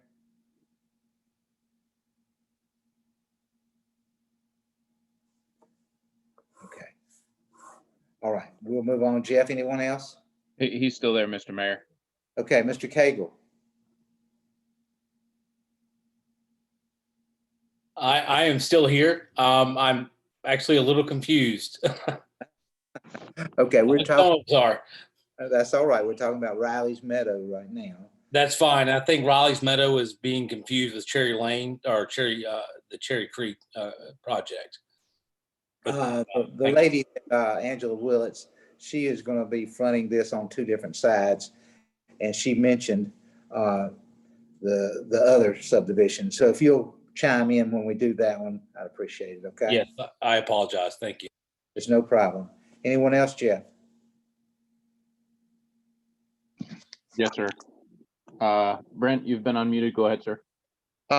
Thank you, sir. My name is Brent Gonay, 2033 Atlas Drive. I'm one of Miss Woody's neighbors. We had all signed the letter, so I won't go back into that. I know I spoke earlier, but I just want to say Miss Talley really, Councilmember Talley really hit the nail on the head with a lot of things that I wanted to be brought up. The 3 feet and the zoning, which we're specifically talking about now. When you get that density and that many people, it's going to create a fire issue. It's going to create a safety issue that close. And just statistically, you're going to have a couple undesirables moving in there. You're going to have a few sex offenders in there. I mean, 1,500 people, you're going to at least have 1 or 2. And they're going to be walking distance right across the street from the park. As other people have mentioned, we don't have the police presence for that. A lot of kids play at that park, especially with the COVID now and the schools being closed. I've got a 3 and a 5-year-old. We watch them, but that's a concern. And also that density, as price point of the homes go down, crime is going to go up. That's just the statistical fact. And drug, my concern is, do you really want that new park that we just built? Do you really want drug deals going down right across the street from a large development like this? I'm sorry, but I think that's a concern. And the zoning size, if we can get an R12 or something, that's going to ensure a certain price point of those homes. And that's one of my concerns. I understand that my property value may go up or down. I've got plenty of buffer, but I am concerned about the amount of traffic going to that park and what type of traffic is going to be. Thank you. That's my only concern with that one. Thank you, Mr. Gonay. Anyone else? Yeah. Yes, sir. Don Freeman. Don Freeman, you've been unmuted. Hi, Don Freeman, 2025 Atlas Drive. Welcome. I'm part of the letter from the Alamance Acres. And again, just, reiterating the density of the homes that they want to put in that area and what we have here already. It is a huge difference. And there are a lot of people that are going to come into a small area. And I understand wanting to develop and move on and make things better and bigger. But I just think that, again, the density is just going to be way too high for the type of area that we are in, especially the density that's around it. It just doesn't make a whole lot of sense. So I hope you take that under consideration. But thank you. Thank you, Freeman. Anyone else? That is Tony Tate has his hand raised. Tony, you've been unmuted. Go ahead. Can everybody hear me? Yes, sir. Mr. Mayor, City Council members, good evening. This is Tony Tate again. I am with TMT LA Associates at 5011 South Park Drive in Durham.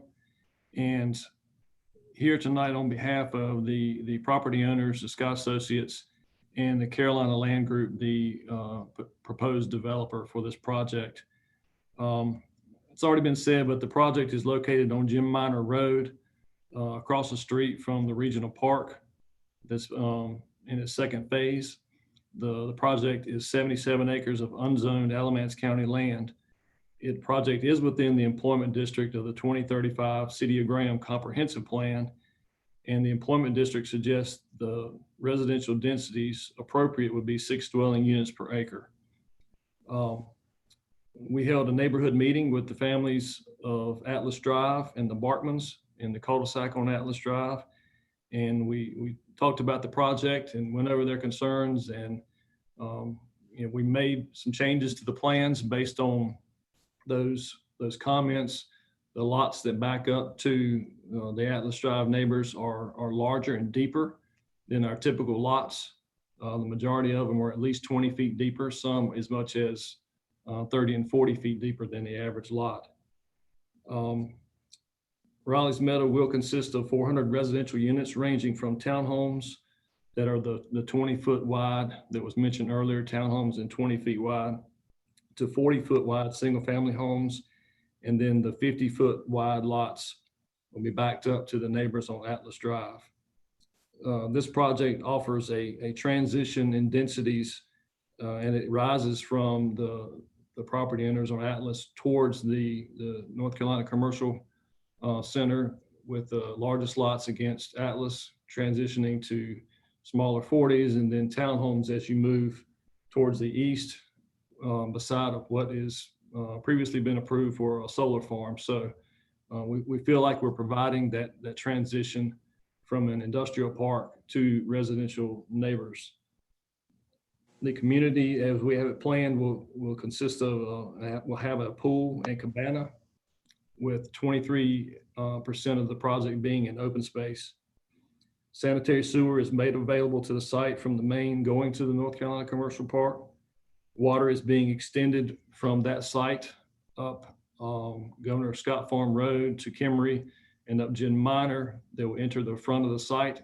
It will also be made available to the park site. So water and sewer will be made available to help continue the development of the regional park. We have no plans, as it was mentioned before, we have no plans to develop any non-residential commercial property. NCDOT has reviewed the plans as far as the traffic goes with TRC, and they have required us to do turn lanes on Jim Minor Road at both entrances. So that turn lane will also be come into play when the city park has an entrance that's proposed in that location. Will also help out for traffic coming out of there. One thing that was brought up earlier is the project build out. And so if this project is approved, it will take from tonight, it will take approximately 7 years to work through construction drawing approvals to construction to finish out all the phases. So we're looking at probably a 7-year full build out on the project. All of the development will be managed by HOA. And so that will take care of common areas and architectural items, and the HOA will maintain the front yards of all the townhomes and the roofs. So the HOA will be very active and maintain the quality of the development there. The setbacks we have shown on the plan list 3 foot.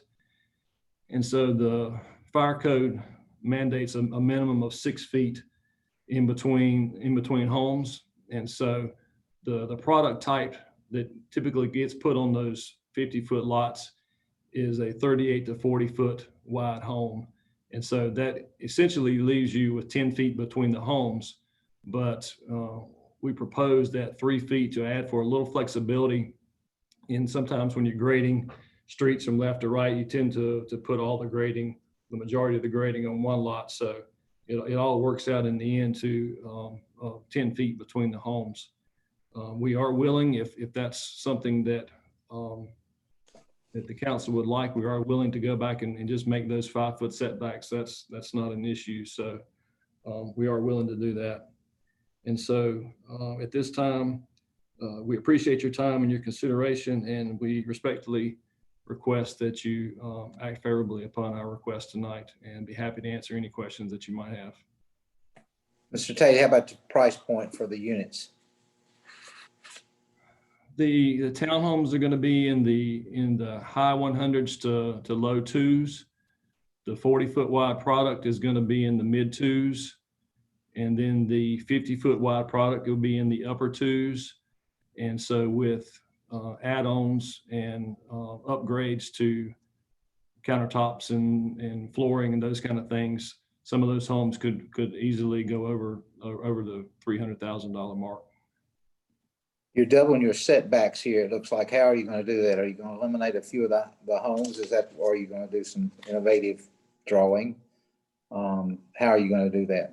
No, it's really just going from a 3-foot setback to a 5-foot setback. And the lots, as they're shown on the plan, accommodate that. And so we would just offer that as a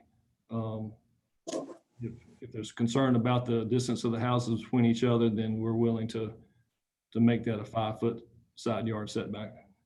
Yes, sir. Any other questions from the council? For Mr. Tate? Okay, in the presentation that was given to Apex, you had a school impact study. Did you do that for this site? No, I did not. Okay, and what about traffic impact? The plans were given during the submittal process in TRC. The plans were reviewed by NCDOT, and based on their observations of what we were building, they were requiring us to build turn lanes on Jim Minor Road, which is what comes from an increased traffic count. So NCDOT has required us to do that on the 2 entrances on Jim Minor Road. And what is the traffic count coming in and out of there estimated to be? We did not do a TIA, so we don't know we did not calculate a specific traffic count on this site. But just based on the number of homes? I'm not a traffic engineer, so this would be a total guess. I would say 3,000 to 4,000 trips per day. Okay, that's what I had thought, 3,000 to 4,000.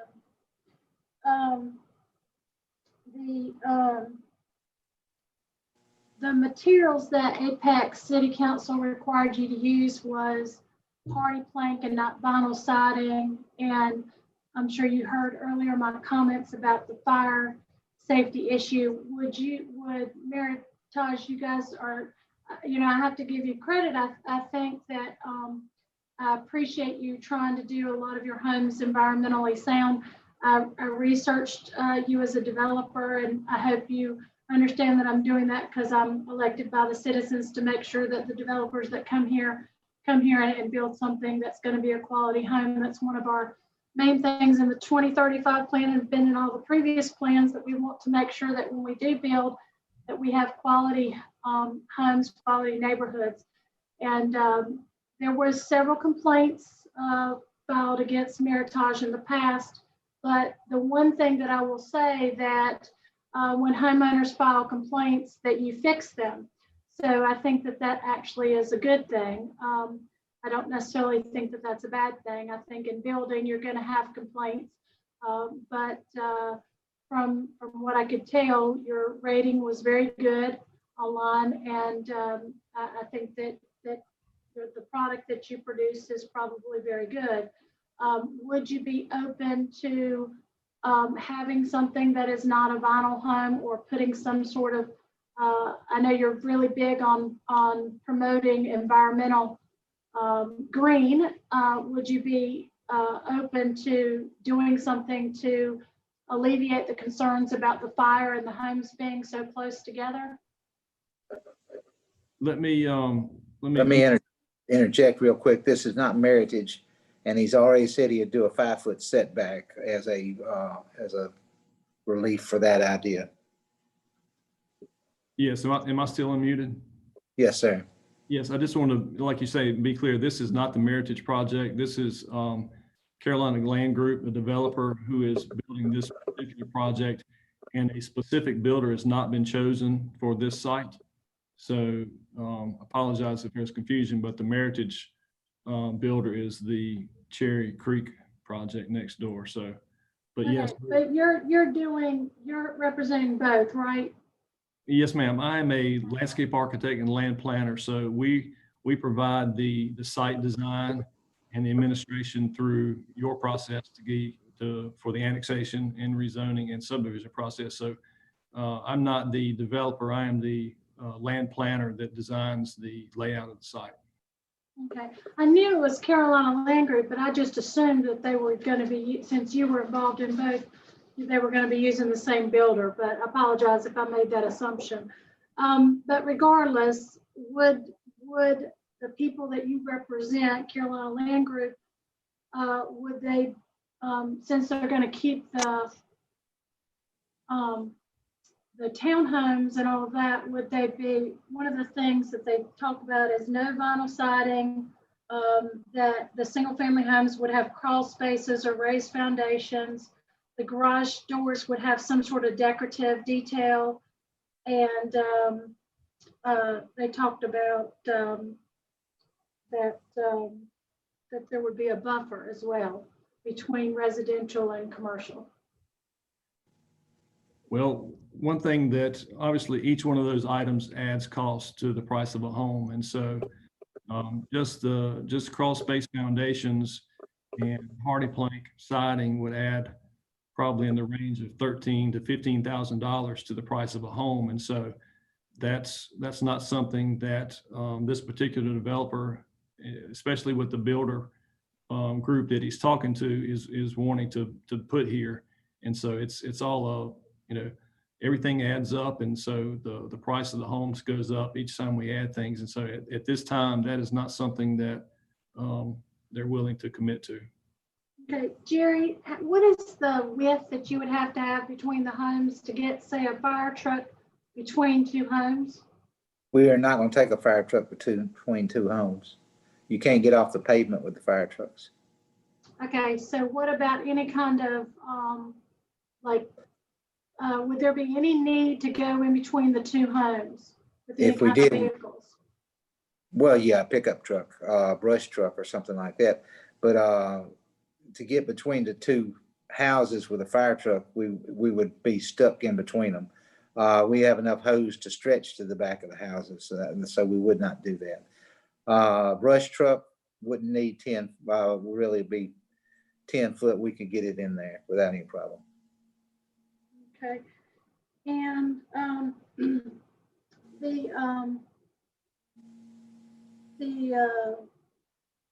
so you are willing to change your setbacks then, right?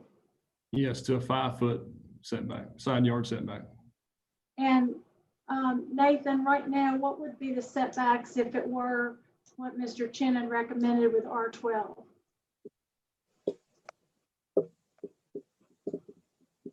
You're asking what the setbacks are on the existing R12? Yes.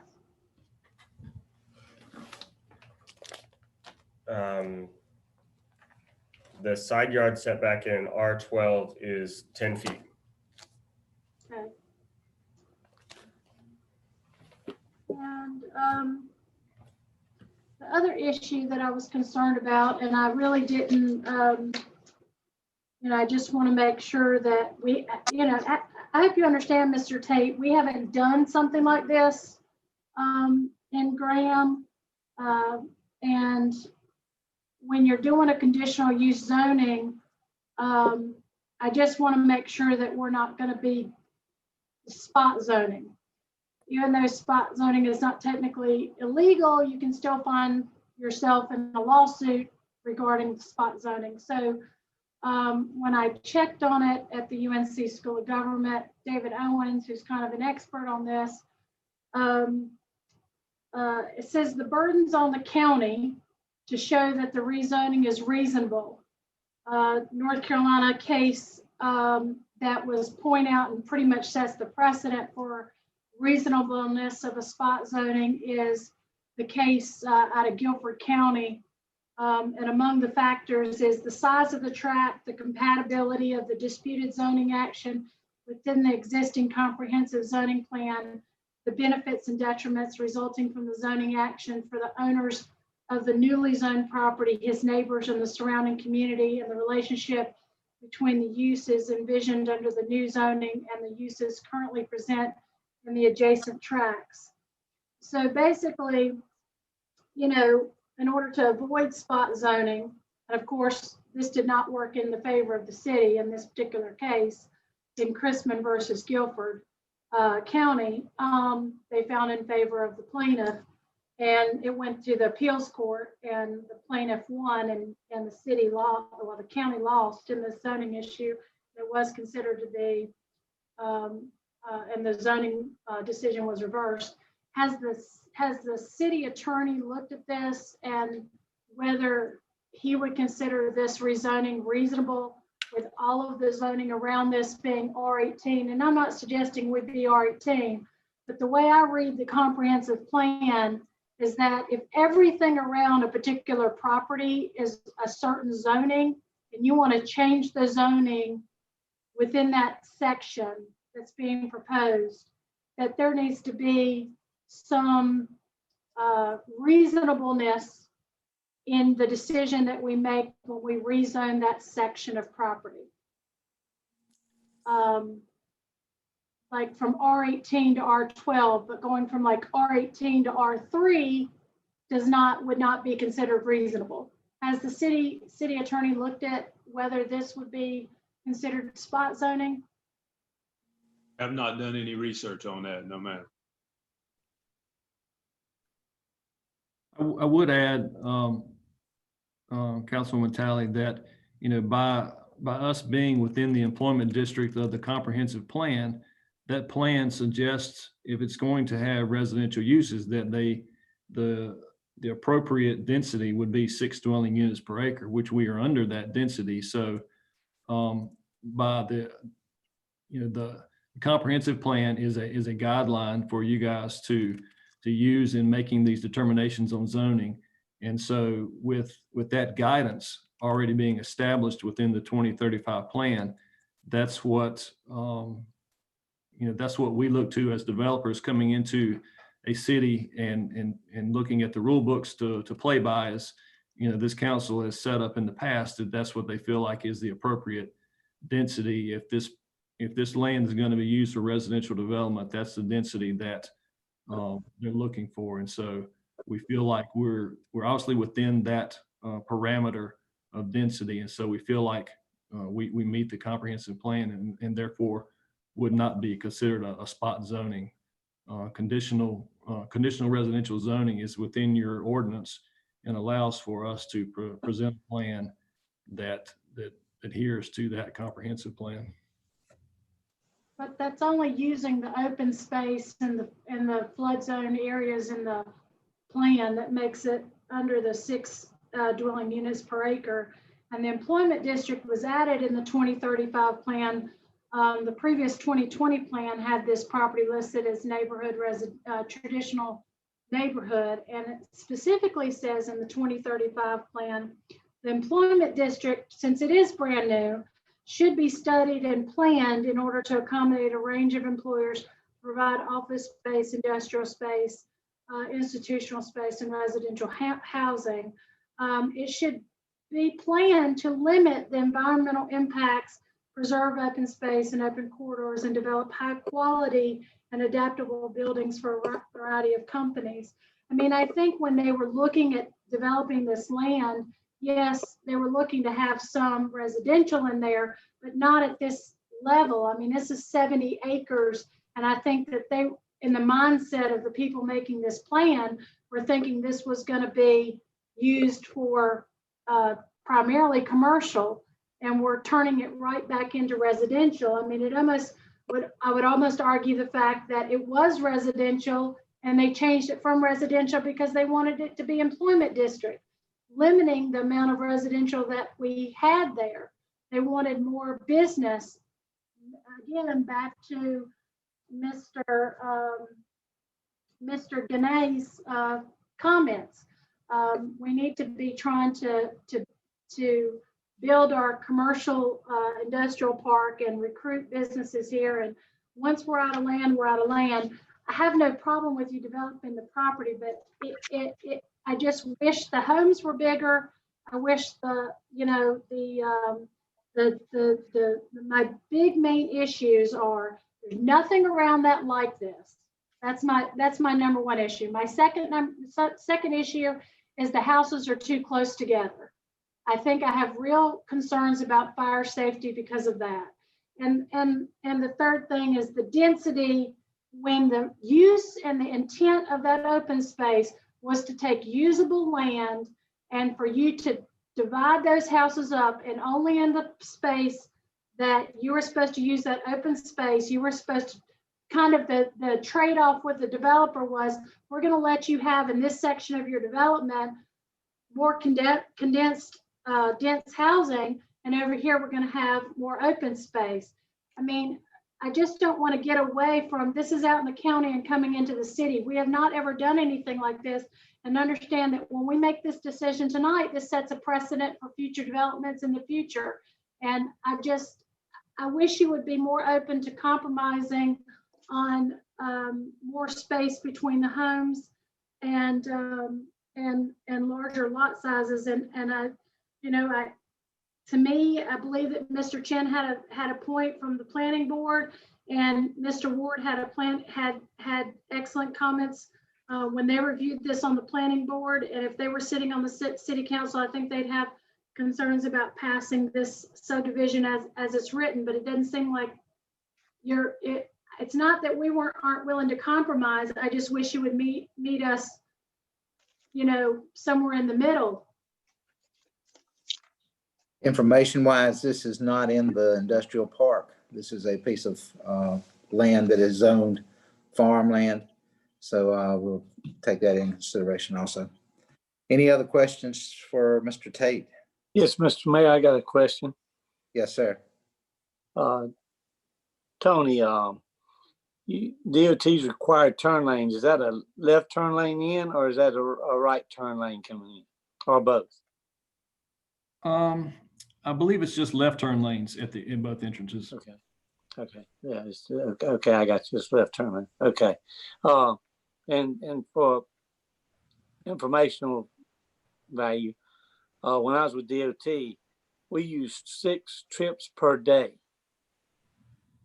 per dwelling to guesstimate traffic counts. If that'd be helpful to you. That's 2,400 trips per day. Yes, something like that. But we would use 6 trips per day now. That was a little bit over a moment ago, so that may have changed a little bit. But back then it was 6 trips per day per dwelling. Yeah, Mr. Tate. Mr. Mayor? Yes, sir. The case that Ms. Talley brought up, that I think she got it through the Court of Appeals. Does she know if it went to the Supreme Court or not? This is what he directed me to when I called them, and it's in their So that might not be the final disposition then. We don't know. It says that's what they use in this. Kind of look for the date of this here, but it says that's what they use as their. And the first thing to determine whether something is spot zoning. Spot zoning is the practice of the zoning and goes into the case law. And if you have something better for us to determine whether this would be considered spot zoning, it's just, I have no problem going from R18 to R12. And sometimes I think you can even make the argument to go to R9, but to go from R18 to R3 that we've never ever passed before in the history of Graham. I mean, I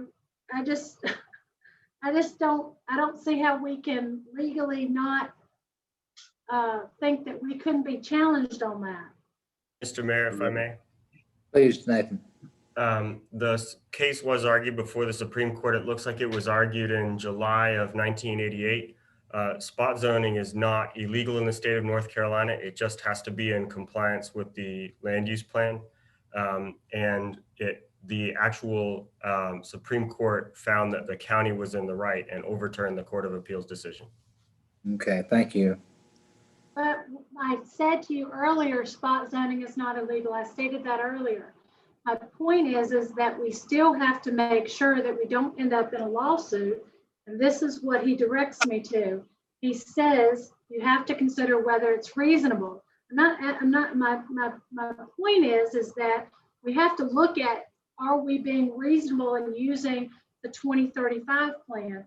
I mean, it went from traditional in 2020, the 2020 plan says that it was traditional neighborhood.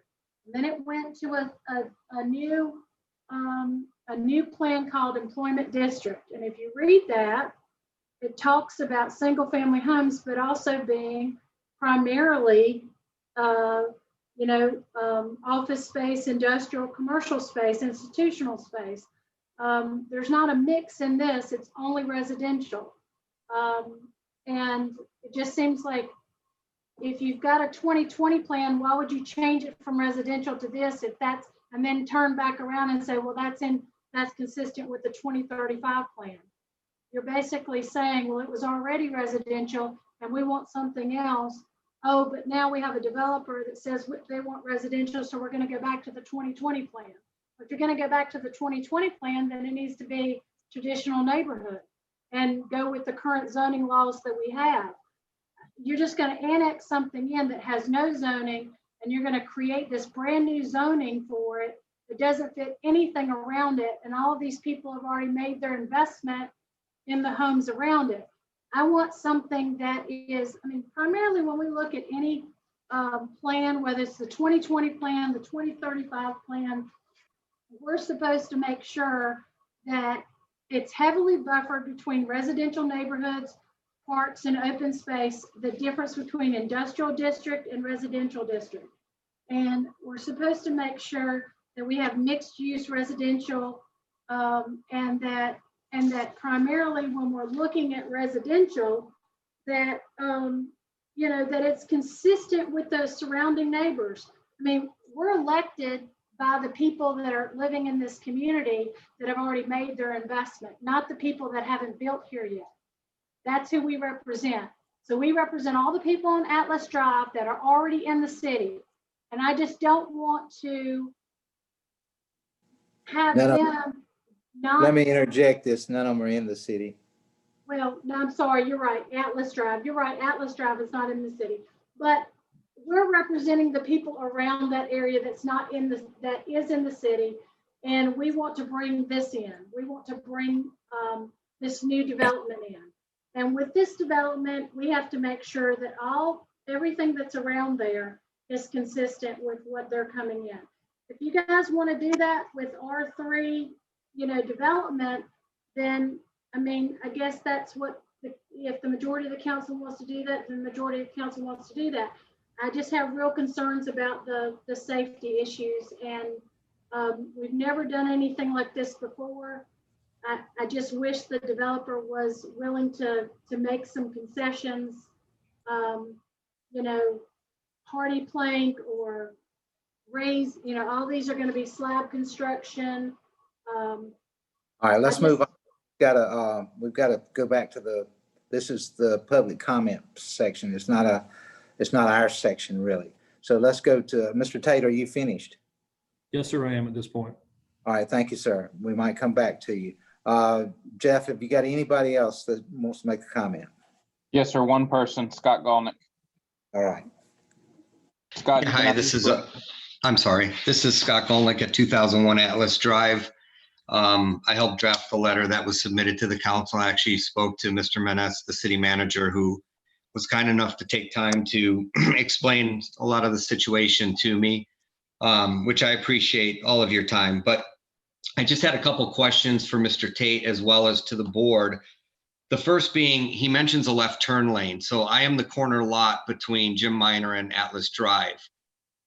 Do we have a start point of that turn lane? Is that going to be into my property? Has that been designed yet? So that's the first question I have, is how much is that going to go into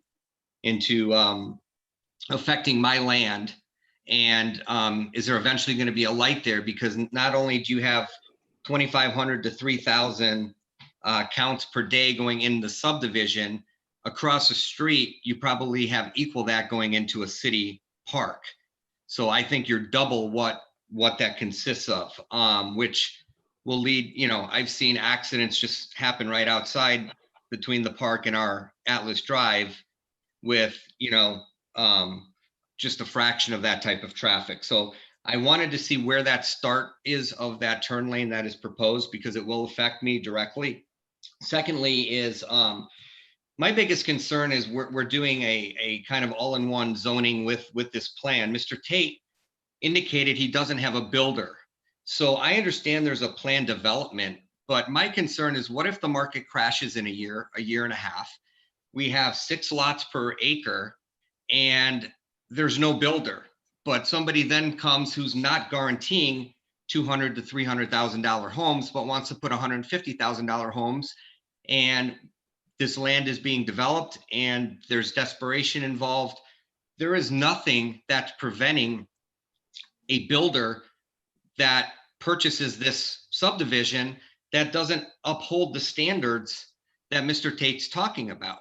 Is there anything in there that is stating that there's a guarantee that these mid 200,000s to upper $200,000 homes are going to be built on that development? Because this is just a plan. There's no builder even in place at this point.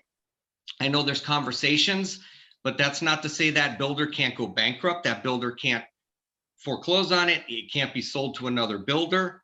So those are concerns that have to be taken into consideration by the city council when you're trying to not only zone, but approve a 400 lot subdivision in 77 acres. So, all of us have 3 to 7 acres, and we have 3,000 to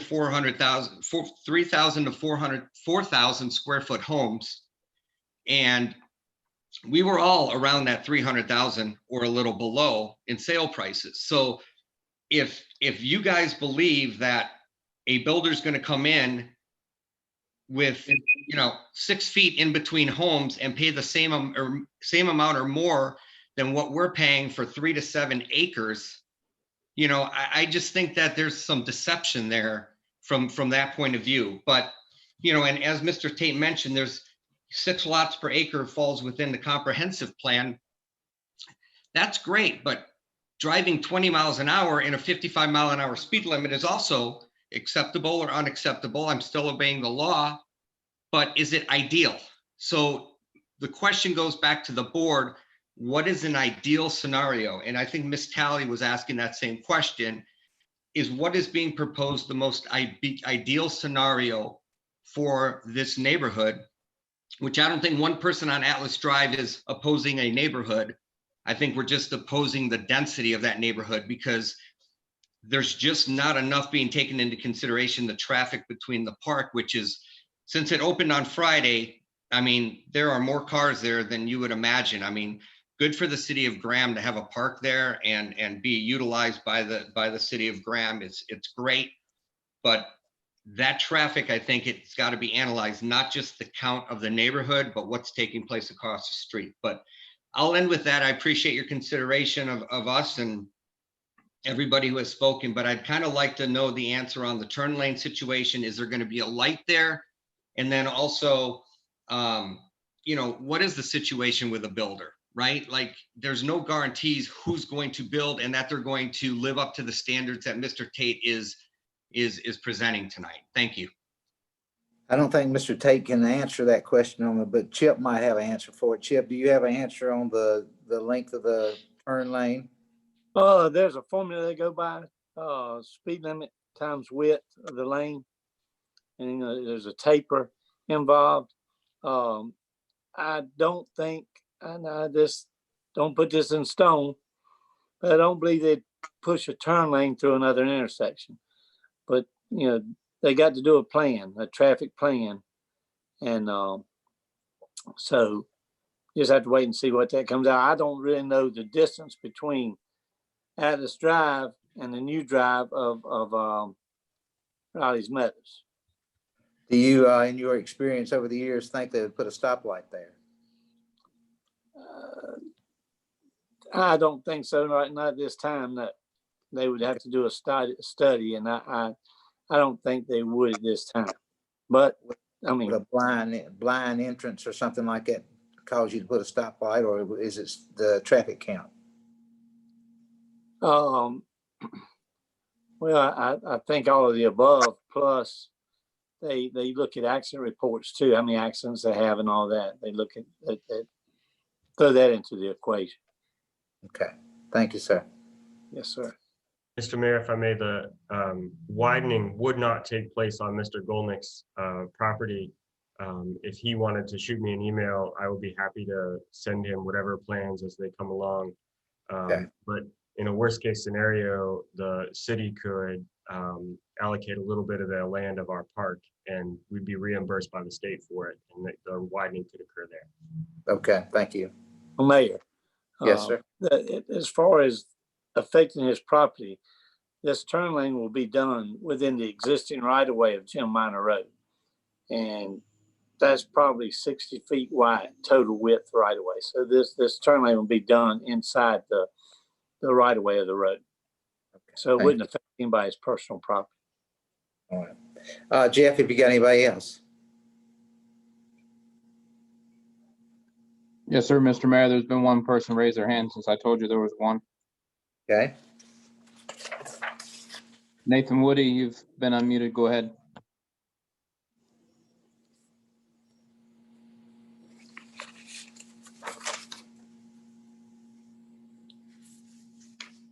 Nathan, are you there?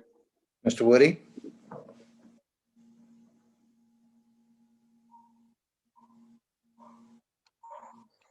He's showing unmuted, Mayor, but I can't hear him. Okay, I hear his dog. Do you have anybody else? Just Tony Tate, that's it. Okay. Then let's go to Darcy Sperry. I think she has a letter to read that was mailed to us. Darcy, if you would. Yes. Just to address the letter from Alamance Acres that was sent on August 10th, I did not receive a copy of that. That's why it took me a while to try and find it. I don't have it. So this is a letter I received from Stephanie Ward on September 7th.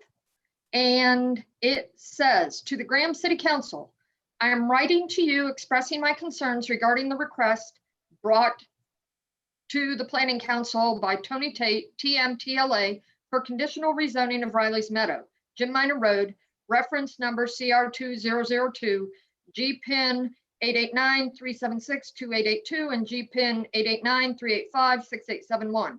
This request is covered starting on page 34 of the agenda packet for council meeting September 8th, 2020. A major concern is the proposed high density of the subdivision and its impact on the surrounding area. The surrounding areas are either unzoned R18 or I1. Driving around the area shows clearly this is not a densely populated area. The first request brought to the Planning Council by Tony Tate, TMTLA Associates, is for R9 with the intention of building 393 dwelling units on 77 acres with the name of Riley Meadow. I wasn't sure what that would mean, so I researched to gain perspective of how this would both look and affect the local area.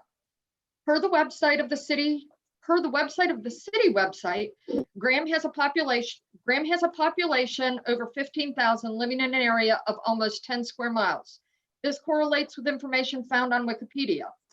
Granted, the numbers from Wikipedia are from the 2000 census, but with numbers adjusted for an approximate knowledge 10% growth, this puts the population in line with the City of Graham website, so I felt safe using these numbers offered for continued calculations. Quote, at the 2000 census, there were 12,833 people, 5,241 households, and 3,385 families living in the city. The population density was 1,579.3 people per square mile, 609.5 kilometers. There were 565 housing units and an average density of 699.6 per square mile, 270 kilometers, unquote. Using the number of housing units and population from the 2000, this would give an average of 2.25 people per acre. With a population of 15,000, this would currently give Graham a population density of 1,500 per square mile. This is not unreasonable for a small town with outlying small subdivisions and farmland, but my calculations were not complete. Allowing the calculated average of 2.25 people per dwelling place with an ask for capacity of 398 dwelling units, the population of the proposed development would be roughly 890 people on 77 acres, or about 1/12 of a square mile. Per square mile, this would give an equivalent population density of almost 11,000 people. Yes, you read that correctly, almost 11,000 people. To put it further into perspective, that would be 70% of Graham living on 1 square mile. This is where putting population density into perspectives helped me understand the horror of Riley's Meadow could become by allowing a high density conditional rezoning of 6 dwelling units per acre.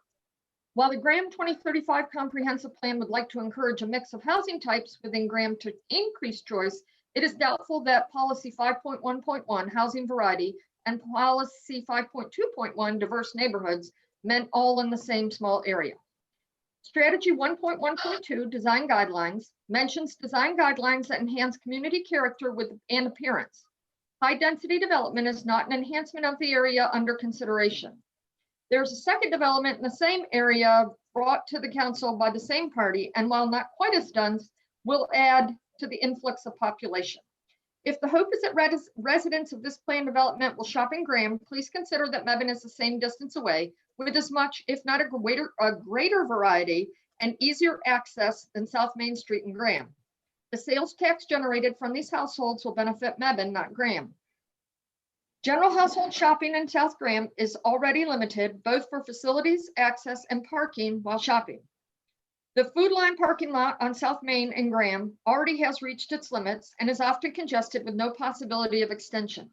Mebane has numerous restaurants and shops. Many of them, like Graham, are independently owned small businesses, so Graham is not offering anything to convince people not to make the journey easier to Mebane. On a personal note, a friend resides on the east side of Atlas Drive and considers herself part of the Mebane community. It is not unreasonable to expect the same from others in the same area. No matter where the proposed residents shop, traffic will be unpleasant to say the least. Per the Graham 2035 comprehensive plan, the average household has 2 vehicles, adding 800 vehicles to this area. The roads are unsuitable for high traffic flow, both in relation to road surface condition and width of road. Frequently, we are told that roads outside the city limits are the responsibility of DOT, which means that roads will continue to deteriorate. Ironically, the nicest road in that area is the least used, the smooth, wide road that was built for the industrial area from Highway Exit 154. Sadly, it has a speed limit of 35, so the trucks instead tend to leave the service stations on Jimmy Kerr Road, and instead of continuing along the highway to the next exit 154, they ignore the weight limit signs and speed limit signs, and some also ignore the many detour signs and numerous road closed signs the DOT installed over a year ago when the road caved in. Earlier on in the year, I watched a semi pulling long box trailer drive past my house in the dark, to watch it reverse back again when it was clear the big orange signs were not just there for show. As recently as September 3rd, I followed a truck from CR England as it ignored the weight limit sign and drove down Jimmy Kerr Road and took a left on Cherry Lane toward the industrial estate. If a tractor trailer driver cannot see or chooses to ignore at least 6 large, bright orange signs and barriers across the road, it is no wonder they fail to heed the more subtle speed and weight restriction signs. What is even more concerning is that my son, who attends Alamance Community College, has frequently been asked by fellow students whether Jimmy Kerr has been repaired so they can, quote, race the corners again, unquote.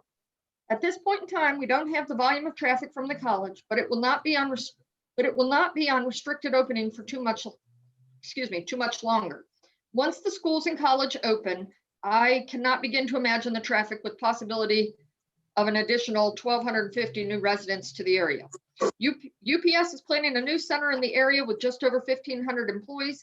The increased traffic, both of employee and company, will add to the burden of these roads that are no longer equipped to handle the load.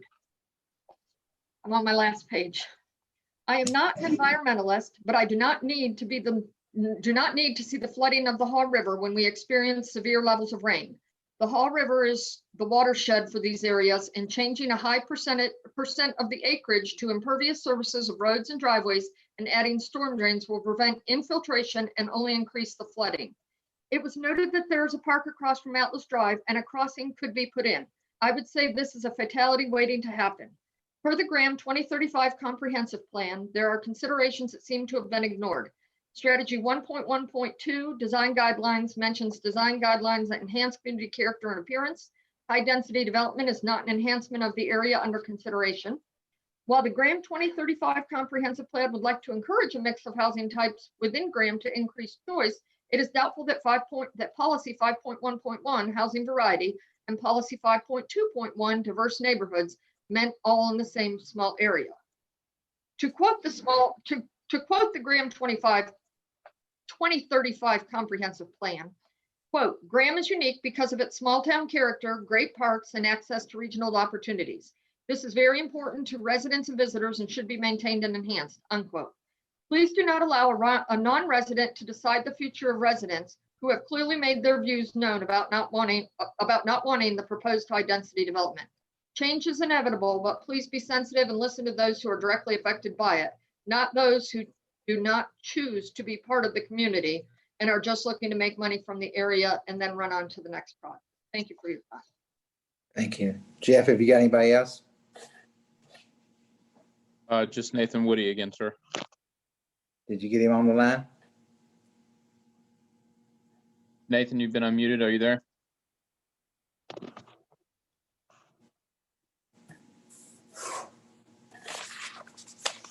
No, doesn't seem like we can hear him. All right, this time we will close our public hearing and we'll talk about it among ourselves. Yeah, the idea of density, unfortunately for this neighborhood, is the only way the city can go out there and become part of the city is with density. And I think they're using it as a buffer to the industrial park. It is not in the industrial park, but when you put the townhouses all the way up to the biggest houses towards the R18, you're using that as a buffer to the R18, especially on an unzoned piece of property. The unzoned piece of property could easily have been a mobile home park with 2,000 mobile homes. So it's a real quandary, but right now, and he's given us add 5-foot setbacks. I think if this is going to come in the city, it's got to come in the city with density, and that's just my opinion. Anybody else want to add to it or subtract from it? Gary, would you be willing to compromise at all and just bring the density down some? Would you be willing to just not have this many houses and take in some of make the lot somewhat bigger? Well, just in my opinion, the density is what is the only reason the city would say yes to this. Anything less, we're going to lose money on it in the long run, and that's what I see. That's why if you look at the next project that we're looking at, the city said they do not support that because the density is not there to pay for the fire trucks, to pay for the garbage trucks, to pay for the police officers. You've got to have density this far out to do it. And we knew a couple of years ago when we started on this park, we were told by the people in Burlington that this would be like a mushroom field where the mushrooms are here. We knew the park was going to draw people in, and that's what this is doing. They're coming here because of that park, and they're also coming here because of the success of our industrial parks. That's just my thoughts. What does everybody else think? A 20-foot lot with lot, a 20-foot with lot. Just imagine in your head a 20-foot with lot. I know my son lives in one about that size in Arizona. These are what the young people want, what the people that are downsizing want. As I say, he doubled his setback on it, well, more than double. It was 3 foot, now it's 5. So that gives you 10 foot in between. I think we can deal with that. This is just my opinion of what this is coming. You have a two-car driveway How wide is the car with a 20-foot road front width? I understand. You're I'm gonna just, have nothing but concrete, no front yard at all. you've had plenty of time to argue your side of it. I'm just putting my side of it here. Listen, I am not, I'm with the residents 100%. I'm fine with this man developing the property. How can we do it, him still make a profit and not have something that is? The problem is we can't do it. The city of Graham cannot. We can't run R12 out there and us come out the first year that we have to do anything to it, we're gonna be in the hole. Matter of fact, How much does the water deal cost the developer to connect the water that he has there to the park? Couldn't the city pay for their own water to be connected to the park? I mean, why is the developer having to pay for that? He's not, he's anyway, and he just said that he's not paying for us to tie onto it. He's saying we will have access to it because he's running it right across the street from the park. He's gonna run the water down there anyway. Well, is there anything the developer could do to decrease the density? Well, sure, he could, but it's not just the density for the developer, it's for the city. Where is the point where the city is going to be losing money for this project? So what we could do is just not take it inside the city, which would make it, again, we'd have to de-annex it, which can be done. If we did that, then what happens next year when a mobile home park comes in there? My property is not contiguous, my personal property is not contiguous to this development, Jerry, and I see your point, but yeah, I mean, as a developer, look at how many homes he's looking to put in there. There's no way that he can't decrease the density and still make a profit. It's like, I was already told that if you know, they go for what they have, but this is not the minimum that he's willing to do. I mean, he'd be willing to compromise, I'm sure, but it's this council that has to hold his feet to the fire to be able to do that. Are we willing to just take what anybody offers us? Or are we willing to stand firm on what we believe to protect the residents that we have and say that we're not going to allow such density? I mean, you're setting a precedent going forward that any 70-acre development going forward, this is the kind of density that they're going to be proposing and saying, well, see, you did it over there at Riley's Meadow. I don't believe I am. Never done this ever before. I don't believe I am setting anything that's different. I'm saying the buffer that he's doing is a buffer for the homeowners at that R18. He's putting the biggest houses next to the R18. He could, if he zoned it R9, then you'd have small houses. He moved the houses back from their existing lots. You know, he's done some good compromises, and the one compromise he can't do is go to R12 because that would put us not willing to do it and them not willing to do it also. Now, this is not an argument between me and Jennifer. Now, y'all jump in here anytime you want to. Mayor, about the density. Somewhere along the line, there's been a miscalculation of density. So this project is, you guys can do the density math yourself, but it's about 5 dwelling units per acre, which is the closest equivalent that the city of Graham has is an R9. So just so we have that for information, 5 dwelling units per acre. If you take square footage of an acre and divide it by 5, you're right there at a R9 development. And that's not having any open space, is that right? No, that's not an R9. It would not be an open space subdivision. And this is also not an open space subdivision that allows those density bonuses. Will the developer accept an R9 zoning? That's effectively what I can support an R9, but not what it is now.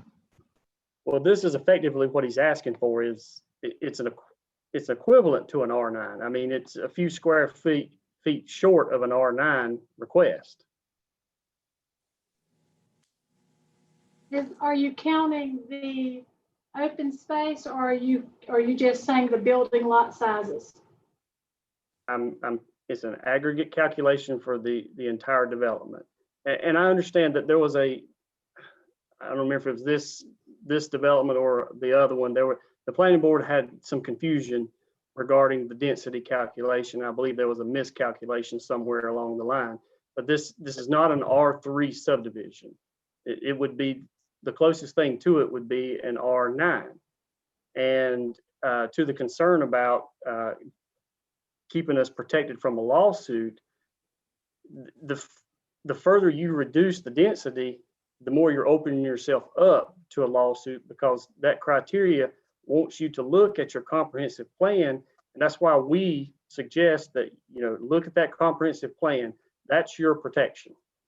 That is that's your guide, that's developed by citizens and through several vetting processes. And that is more so than the staff recommendation. Look to that plan and those densities if you want to fend off a lawsuit.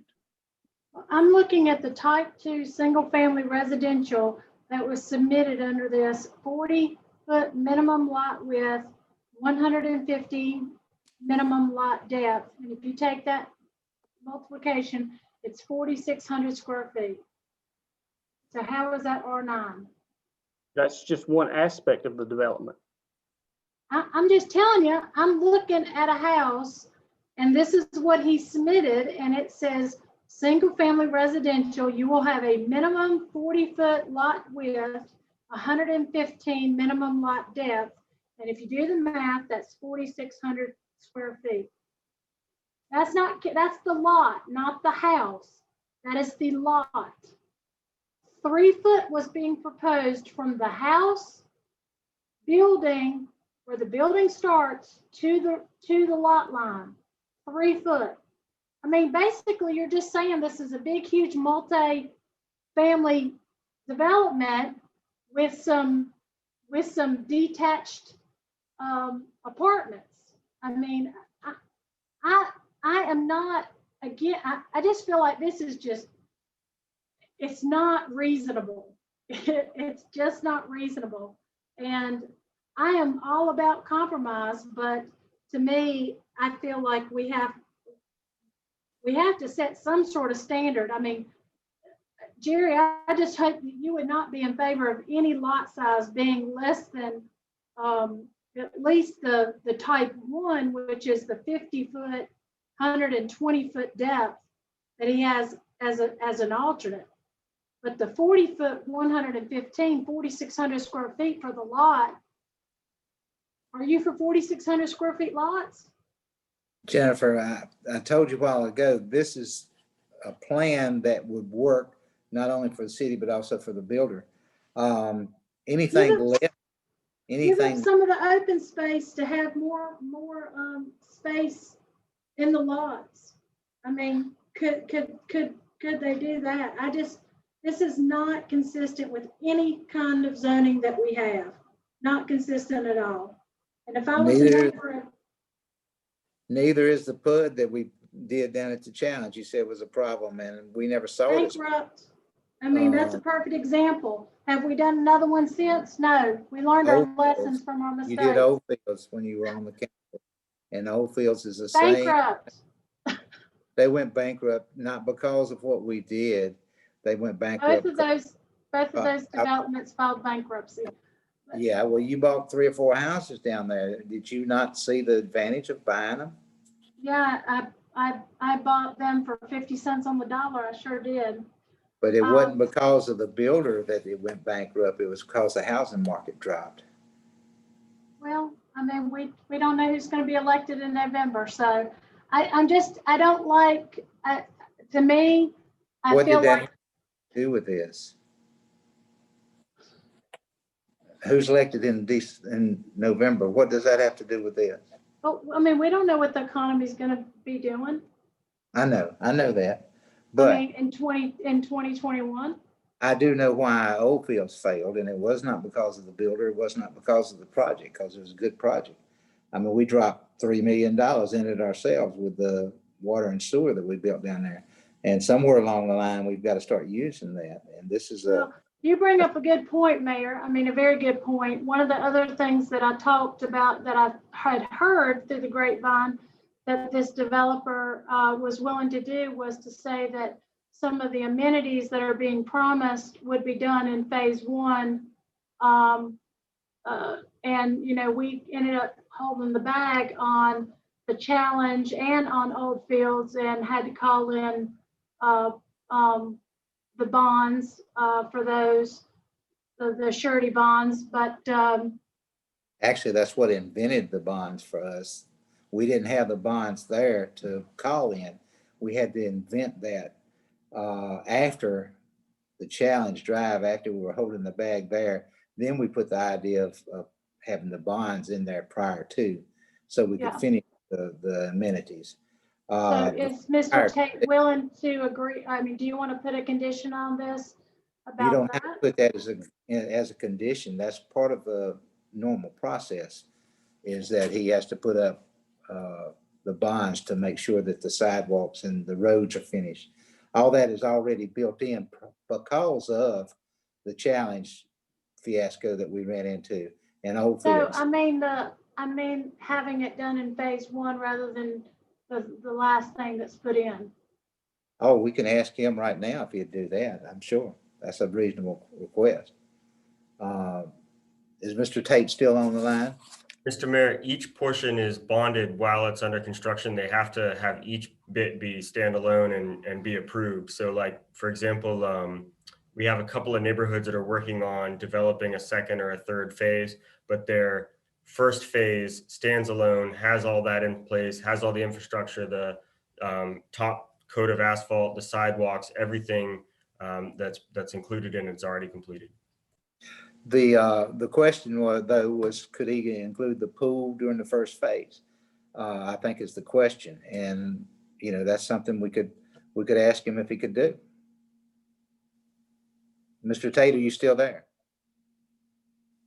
I am here. I'm trying to consult with the developer, this being, and he says yes, that within 12 months, we could put the amenity in the first phase.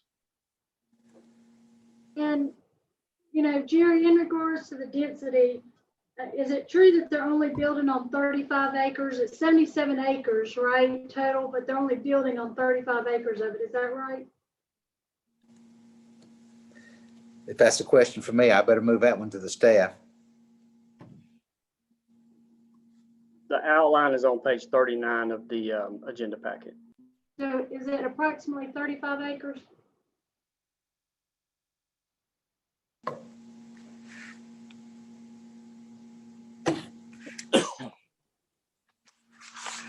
I think the developer will be better able to answer how many square feet of open space are being proposed in it, but the rough numbers indicate to me that somewhere around 80% of the total land area is being used for homes and or right-of-ways.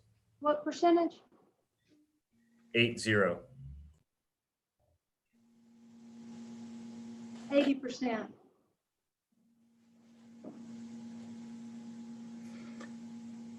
Am I still unmuted, Mr. Mayor? Yes, sir. The amount of open space provided is about 17 acres. So that means that the development is comprised of about 60 acres total. Okay. And is there any way to use any more of that open space to still make your project financially work? You know, most of the land that we have left is either being used for stormwater detention facilities, or there's some buffers. There's a little bit of wetlands there. So, you know, there's one section of open space that we put up near the end of the cul-de-sac on Atlas Drive. And so, you know, to artificially extend lots back into those areas, we can do that, but you know, it's not gonna mean lower or a reduced amount of lots. And also, when we are going through the TRC process, we would prefer that they make a smaller lot and avoid running that lot into a floodplain, which is going to potentially develop improved structures in a floodplain, and would also cause a future resident of Graham to pay higher insurance. And so we try to keep these lots outside of floodplains or other hazard areas to save issues in the future for new residents.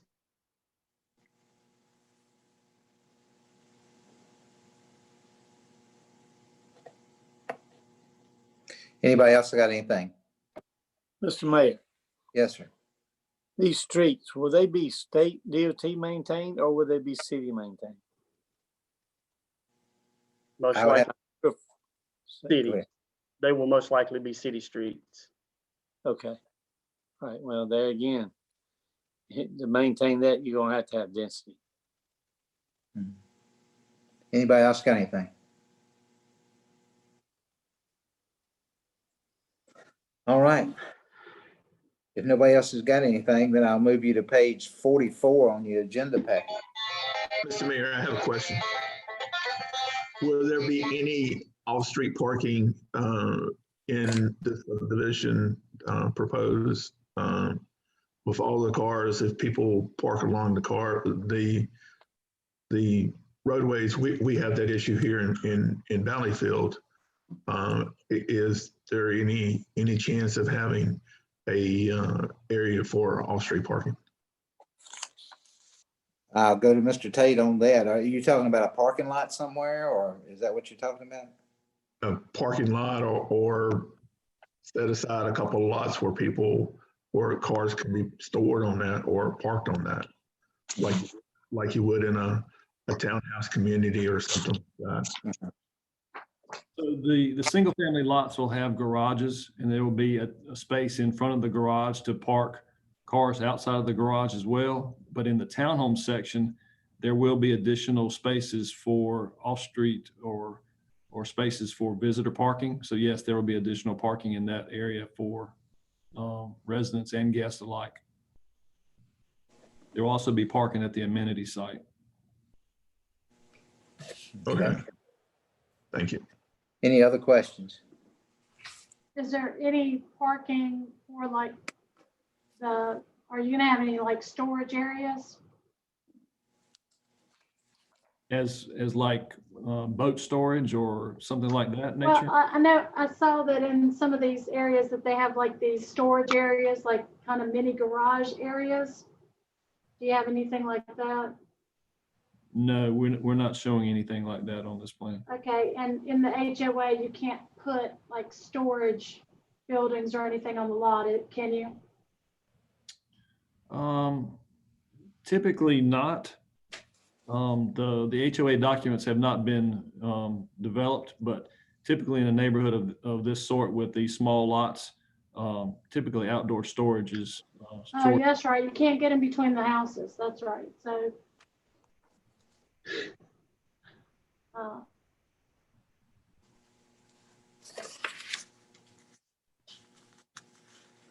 Again, I'll move you to page 44 and ask for a motion from the council. Mr. Mayor, I make a motion that the application be approved with the following conditions: that there be added, we extend the side setback to 5 feet, and that we ask that the pool amenity be put in the first phase. This application is consistent with the Graham 2035 comprehensive plan. Rezoning the property would be in consistence with the policy 3.2.4, 5.2.1, and strategy 4.3.1 of the Graham comprehensive or Graham 2035 comprehensive plan. Thank you, ma'am. I need a second. Second. Thank you, Mayor Pro Tem. I'll poll the council. Start with the Mayor Pro Tem. Aye. Melody. Aye. Ricky. No. Jennifer. No. And I'll vote aye. That motion carries.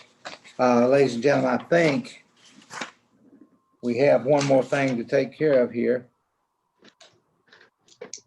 And that is C. Let's see, we've got to do Riley's Meadow application by Tony Tate for subdivision for 77 acres.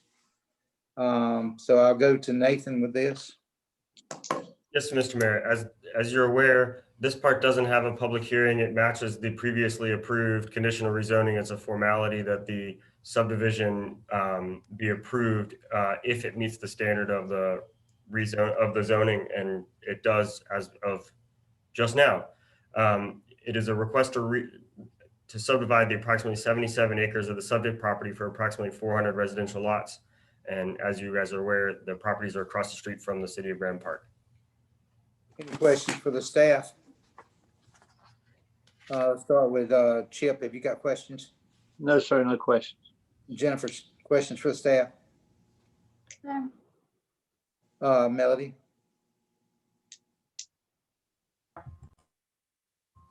No, sir. Ricky, please. Sir. And I have no questions, so I'll move you to page 50 on your agenda and ask for a motion.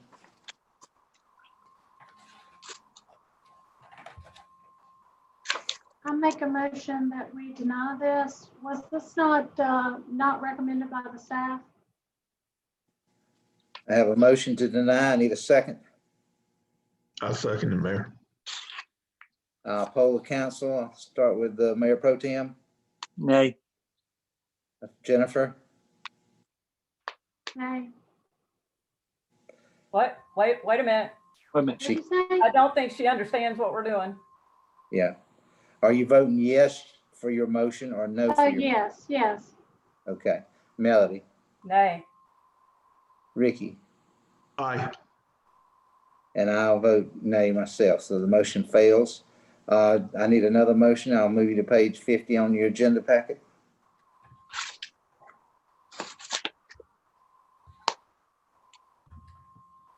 Mr. Mayor, I have a question regarding that. Do we need to do the conditions as well on this motion, or are we strictly moving off of the recommended approval? Do we need to add the following conditions to this one as well? Brian, do we need to do that? I think that's a Nathan question. Nathan, how about that? I think probably, but.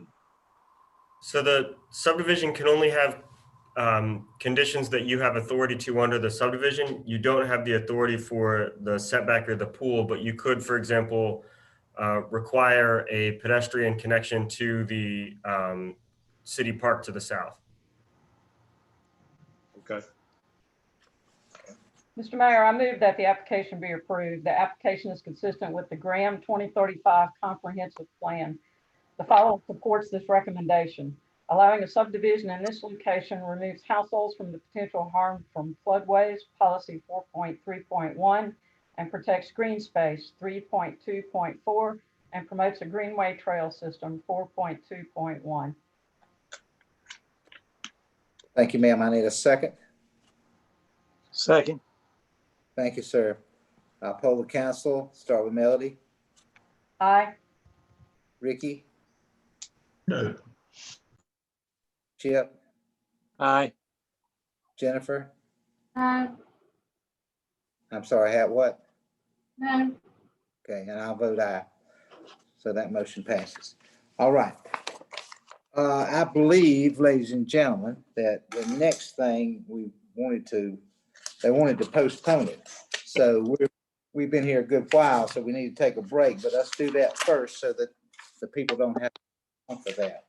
So let's go back to D, public hearing Cherry Creek. And let's go back to, who was it wanted to talk about that? I could speak to the annexation.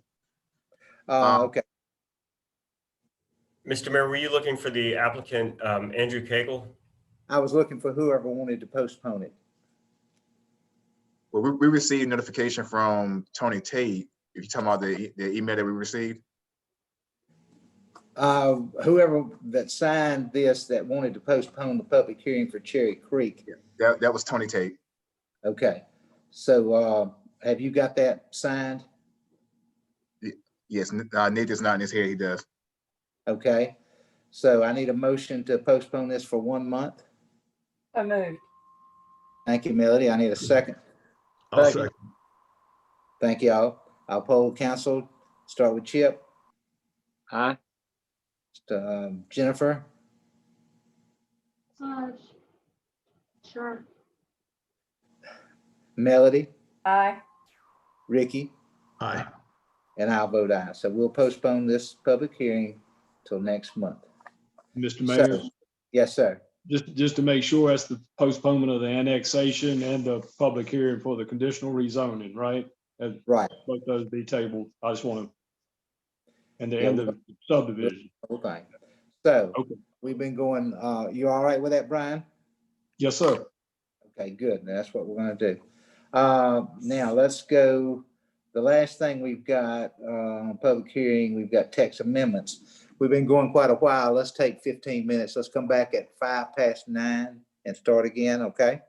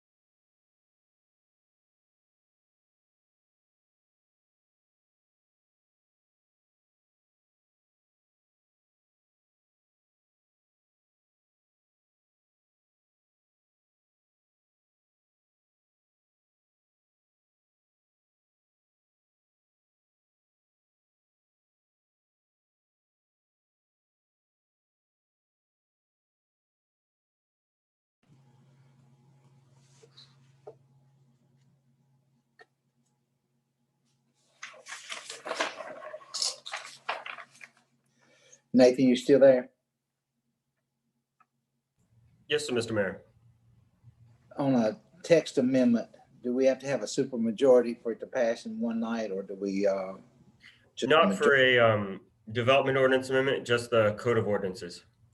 so this is code of ordinance, so just a majority vote then? Right, these are all in the development ordinance, so it just takes a majority vote. Okay, thank you. Just wanted to be sure.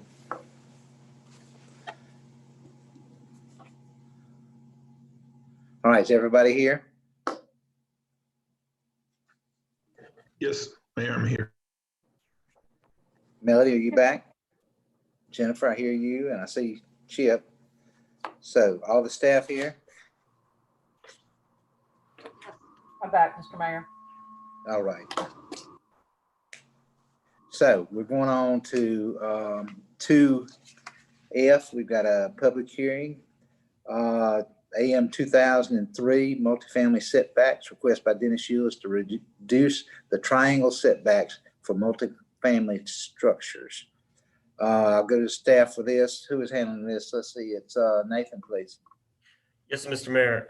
As you said, Dennis Eulis has proposed an amendment to our existing regulations for multifamily structures.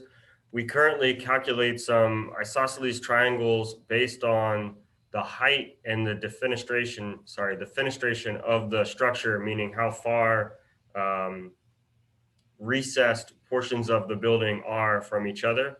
And his proposed language was to have a 25-foot setback between all multifamily structures, and then have the same 5-foot setback for accessory structures that exist for like the single family homes.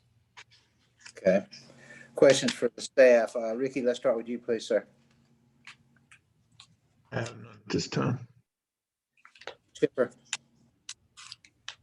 Nathan, what advantage would that be to the city to do this?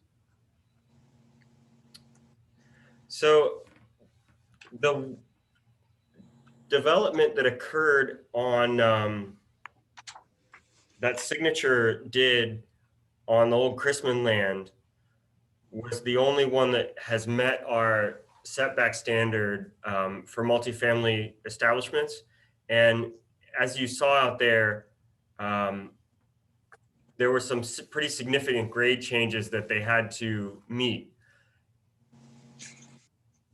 Watercourse apartments, waterside apartments, and then the one that was recently approved, I believe it's called Elevated Haw River.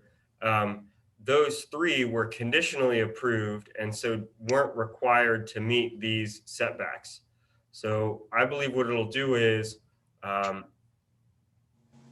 allow for cleaner layouts for our apartments that match more what the city council's been approving conditionally anyway. So you're saying it'd be a good thing?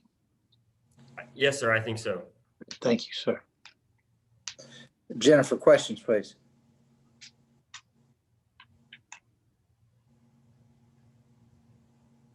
Jennifer, are you here with us? Sorry, I didn't unmute. I think the setbacks that we have now are fine. Okay. Melody, please. No questions at this time, Mr. Mayor. Thank you, ma'am. Let me ask, do you think, what would this do to the density of the apartments? Does this increase the density of the apartments? The apartment density is currently set by a number of dwelling units per acre. Well, it's one additional dwelling unit per every 1,500 square feet. So I don't believe that this would impact that. I just think that it would allow for the layout to be different than the current layouts. Okay. Anybody else got anything you want to ask staff? Okay, if anyone in attendance would like to speak on this during this agenda item, please indicate you wish to speak by raise hand feature on Zoom or by phone by pressing *9 to notify the host you wish to speak. We will recognize you at appropriate time to speak. If you're having technical difficulties, call Preston Jenkins at 347-8674. At this time, I recognize, well, I've already done that. Never mind. Okay, Jeff, have we got anybody who wants to speak? No, sir, Mr. Mayor, not at this time. All right. We'll give it a couple more minutes and then we'll close the public hearing portion of this. Give it another few seconds, another few minutes. Nathan, what specific effect would this text amendment have? What would allow the builder to do that they are not already under the existing text? It would allow for a layout like you see at watercourse and waterside apartments. Can you expand on that a little bit? So the apartments at watercourse and waterside where they fit up around the pool, because those are 3 stories high, if you drew the isosceles triangles from those, they would all overlap in the same general vicinity of that pool. So that layout would not be allowed because the way the triangles are calculated. But the city council approved it as a conditional rezoning. And as you know, with the conditional rezoning, you can waive the conditions of a setback. And so the setback was changed to be that which you all approved as a part of that conditional rezoning. So they weren't allowed to ring the pool with the clubhouse in it at Elevate 54 there on the old Chrisman property. So to give you a better fall, let's say we had a fire there, you want 3/4 of the building for fall. That's what you're doing, right? The 25 feet, I think, would allow for that. We could set a standard that it's the setback is no less than 3/4 of the height of the structure, if you prefer. But under the existing regulation, it was at times up to 100 feet for a structure. I think the fire department looks at the fall as 3/4 of the height is what they figure, and that's where they want to put their trucks. So it doesn't fall on the trucks. I mean, simple math stuff. But I figured that's what this was doing. It would actually reduce what the current requirements are, but it would mean that it would reduce the peaks of the regular. Let me pull the screen back up. Sorry. Okay.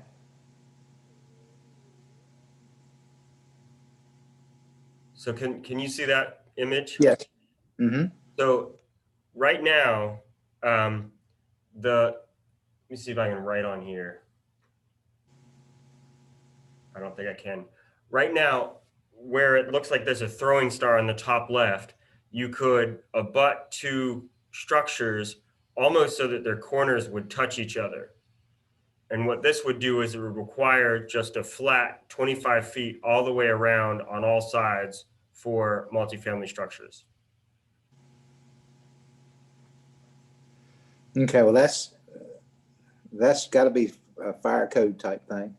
Is what they're trying to do. Is trying to get the fall away from because no matter if you have a 300-foot structure, you just move further away because of the triangular things. Is that not right? Well,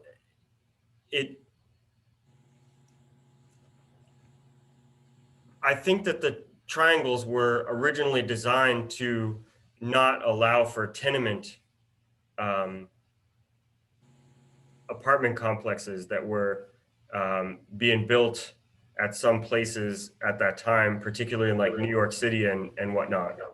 But I think that they've outlived their usefulness with modern design moving on from this, and the market, I don't think, would support a neighborhood that looked like this. Okay. Jeff, have you got anybody on the line yet? No, sir, Mr. Mayor, not at this time. Then we'll close the public hearing. We'll talk about it among ourselves. What does everybody think?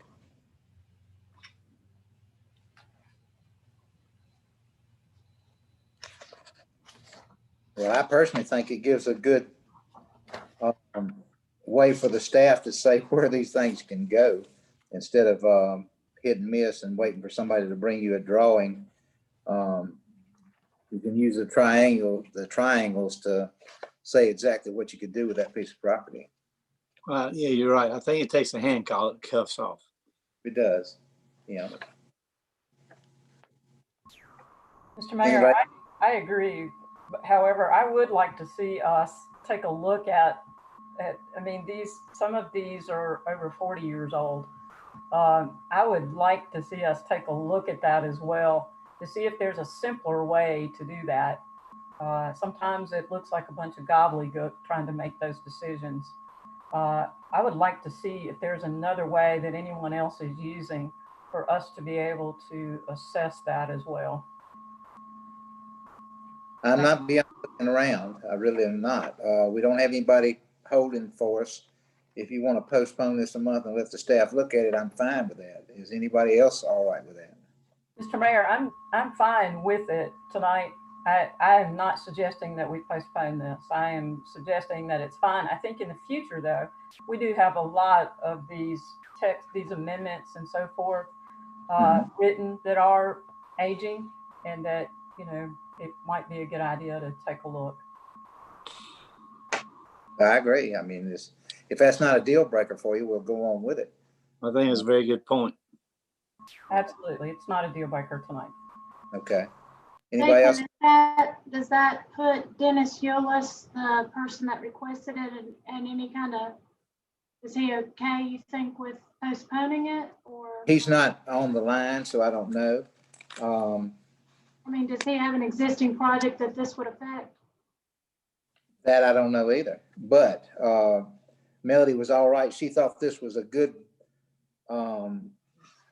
piece of legislation here. So she's all right with it. It's just that if we have things to come in the future, we need to make sure that we look at them real closely and see what everybody else is doing. Now, are you proposing just that one paragraph to replace what was above it? That all the patterns and all of the triangles and all of that? Or adding that to the existing language? Did you hear that question, Nathan? Yes, sir. This is not my proposal. This proposal came from Dennis Eulis. So my question is this proposed language to replace the existing that we have is just that one paragraph with no diagrams? Or is this in addition to that, the diagram? It would replace the existing language with the diagrams. Did you understand that, Mayor? Yes, I did. And the staff is okay with doing that. That's a statement, I guess, instead of a question, but I'll put it as a question. Let me ask the whole staff, are y'all all right with this? Was it make it easier for the staff as well as the builder?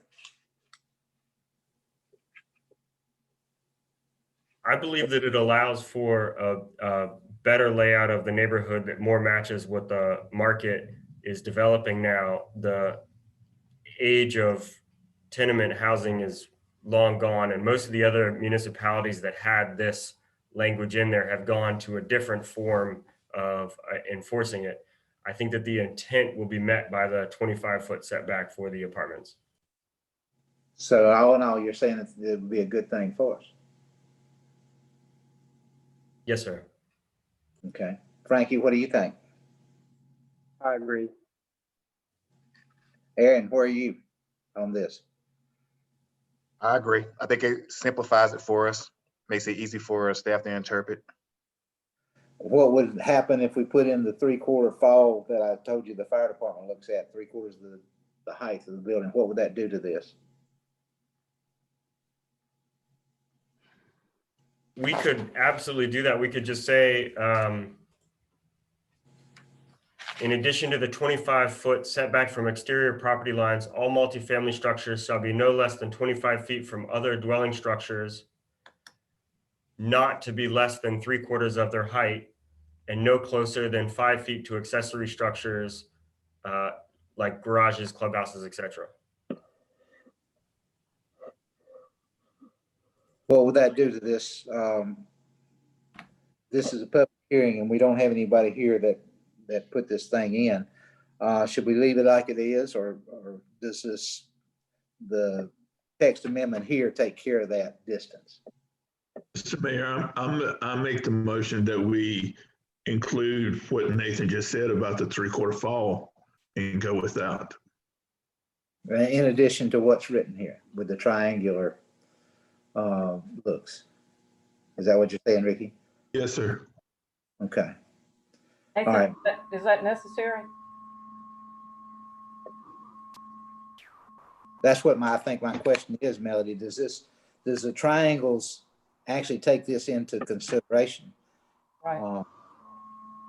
I think it might.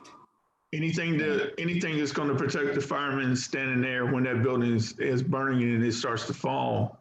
I want to protect his life over the property. His or hers, you're right. But I'm saying, does these triangles, do they take in consideration that fall distance? All right, he's got it up on the board here.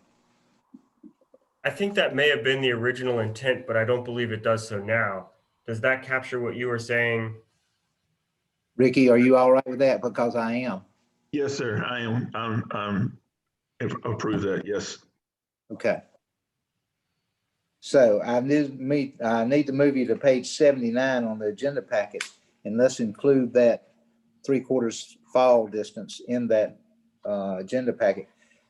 Nathan, you've got that rewritten. Can you put it back up there so Ricky can read it? Yes, sir. We're going to test your reading ability here.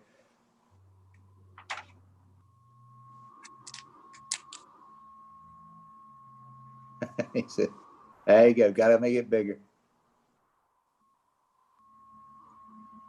That helpful? Okay, you all right, Ricky? You got to unmute yourself.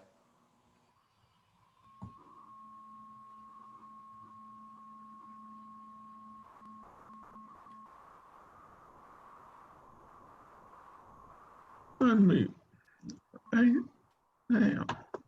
Okay. The building spacing requirement for multifamily homes, multifamily residential buildings, townhomes, communities, condoms, and apartments, in addition to the 25-foot setback from the exterior property lines, all multifamily structures shall not be less than 25 feet from other dwellings and not be less than 3/4 of their height, and no closer than 5 feet to accessory structures, garages, clubhouses. Is that what you need? Yes, sir. Now, that is a motion. I need a second. Second. Thank you, sir. I'll poll the council. Start with Ricky. Aye. Jerry, can I interrupt for a moment? Yes, ma'am. I think we need to do a statement of consistency. Yeah, absolutely. Okay.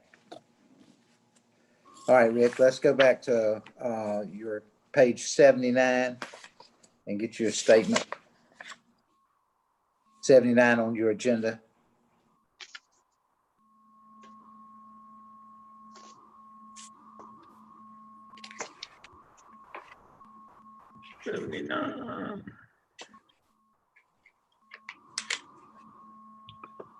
Mayor, I don't have the agenda pulled up that way.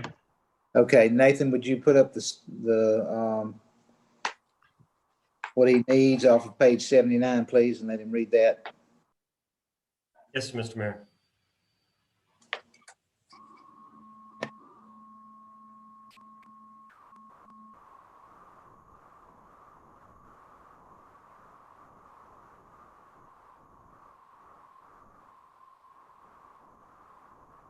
I know the guy's going to appreciate that, Rick, the idea of fall distance for the fire truck with the ladder truck and stuff. All right, here we go. Can you see that? No.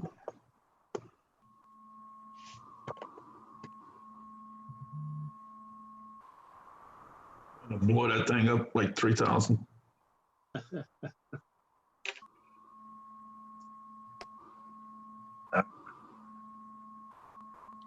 I move that we approve this amendment, that the text amendment is consistent with the 2535 plan. Right.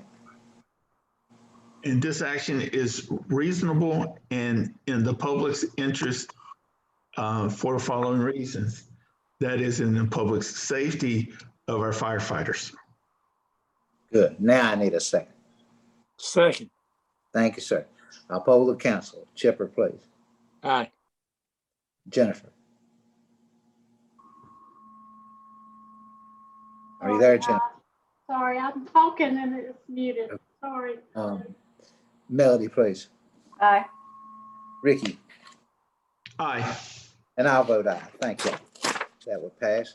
Now let's go to old business. We're going to F, text amendment, the AM 2004 residential setbacks request by Mike Campbell to reduce the rear yard setbacks for residential lots. And Nathan, I think you're handling this also? Yes, Mr. Mayor. This one was a request from a resident to request the rear yard setback be reduced from 20 feet to 15 feet. Questions for the staff. Start with Chip, please. Nathan, there again, is this would be to our advantage, or is this something we want to consider? I think that for this one in particular, it's more of a philosophical question. You can't build onto your existing house within the rear yard setback.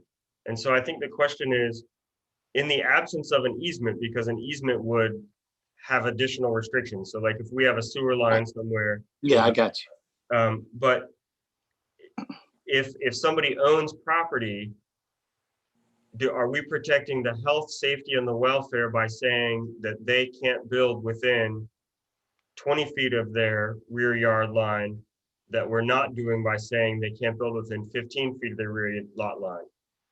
Okay, so in other words, by being 20 feet, they might not be able to add on to their house, but by being 15, they can. But I still think you allow for, as Mr. Mayor spoke about earlier, the fire break. You still allow for somebody to have, if they wanted to park their boat behind their house, they could park their boat behind their house, that sort of thing. There's still enough room for those things. And it's not being built to the property line, but it is allowing the primary structure to be closer to that rear lot line. All right, thank you, sir. Jennifer, questions, please.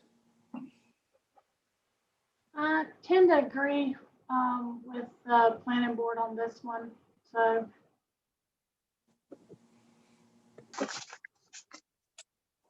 Okay. Melody, please. Yes, sir.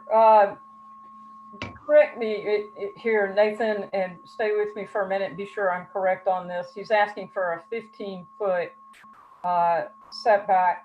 Now, if this were a garage or an outbuilding that he were interested in, he could do that at actually 5 foot of the property line. Is that correct? Because he's asking to build a deck is when this is starting to take effect, but he could go back there and put an outbuilding or a garage out there and only be 5 feet from the setback. Is correct?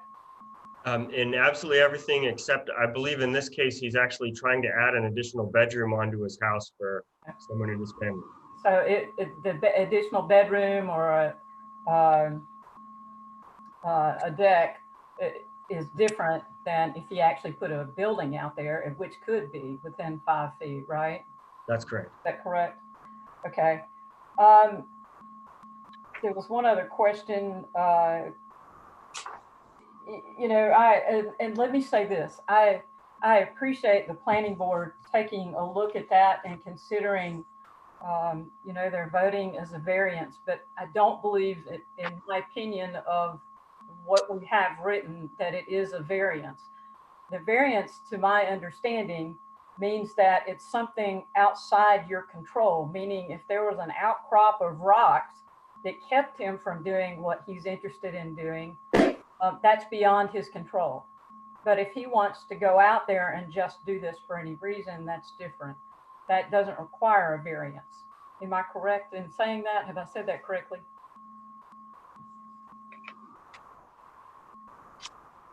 I think that the gist is there to define what is eligible for a variance and not.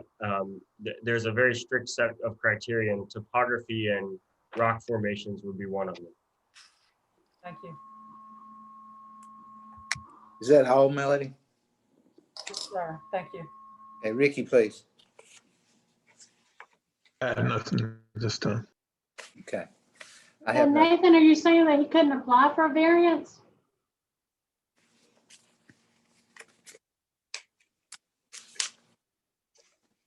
In the state of North Carolina, it is illegal for a staff member to tell someone that they're not eligible for exercising their due process rights. However, in my personal opinion, he said that this is a condition common to the neighborhood, and it says in the definition that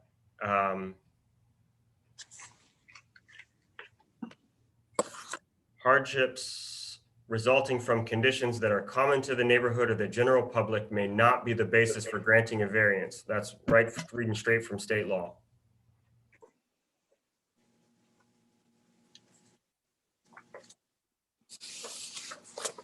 Did that answer your question, Jennifer? I mean, I don't even know why we have rules if just because, tell me the reason that we should, are you recommending to change the setback rules?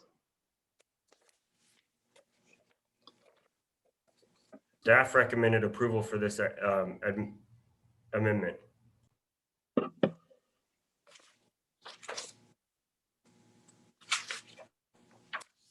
I don't even know why we have rules. If every single time somebody wants to change them, we just change the rules.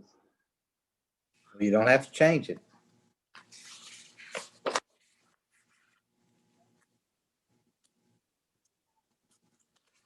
Any other questions for the staff? If anyone in attendance would like to speak during this agenda item, please indicate you wish to speak by raising hand featuring Zoom, or by the phone, press *9.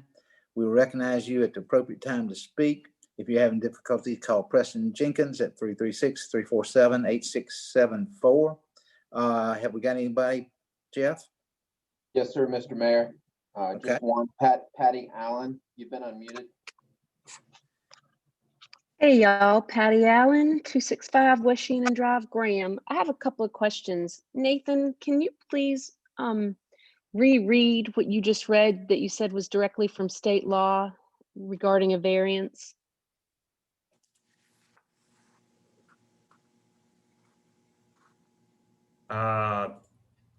It's in the packet itself, but it says hardships resulting from personal circumstances, as well as hardships resulting from conditions that are common to the neighborhood or the general public, may not be the basis for granting a variance. Okay, so if I understand that correctly, then the reason this has to be presented as an amendment versus a variance is because it's the single individual. It would benefit, it would benefit a neighborhood. In other words, the people could just go find another house that actually fit them better. Is that correct? I apologize, I don't understand the question.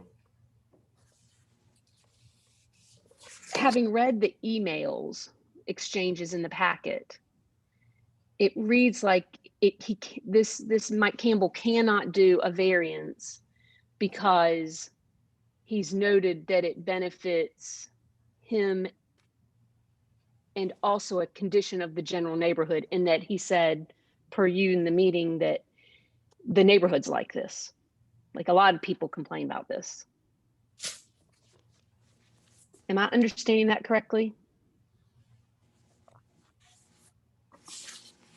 If there is a condition general to the neighborhood, they are not eligible for it. In my opinion, they're not eligible for a variance.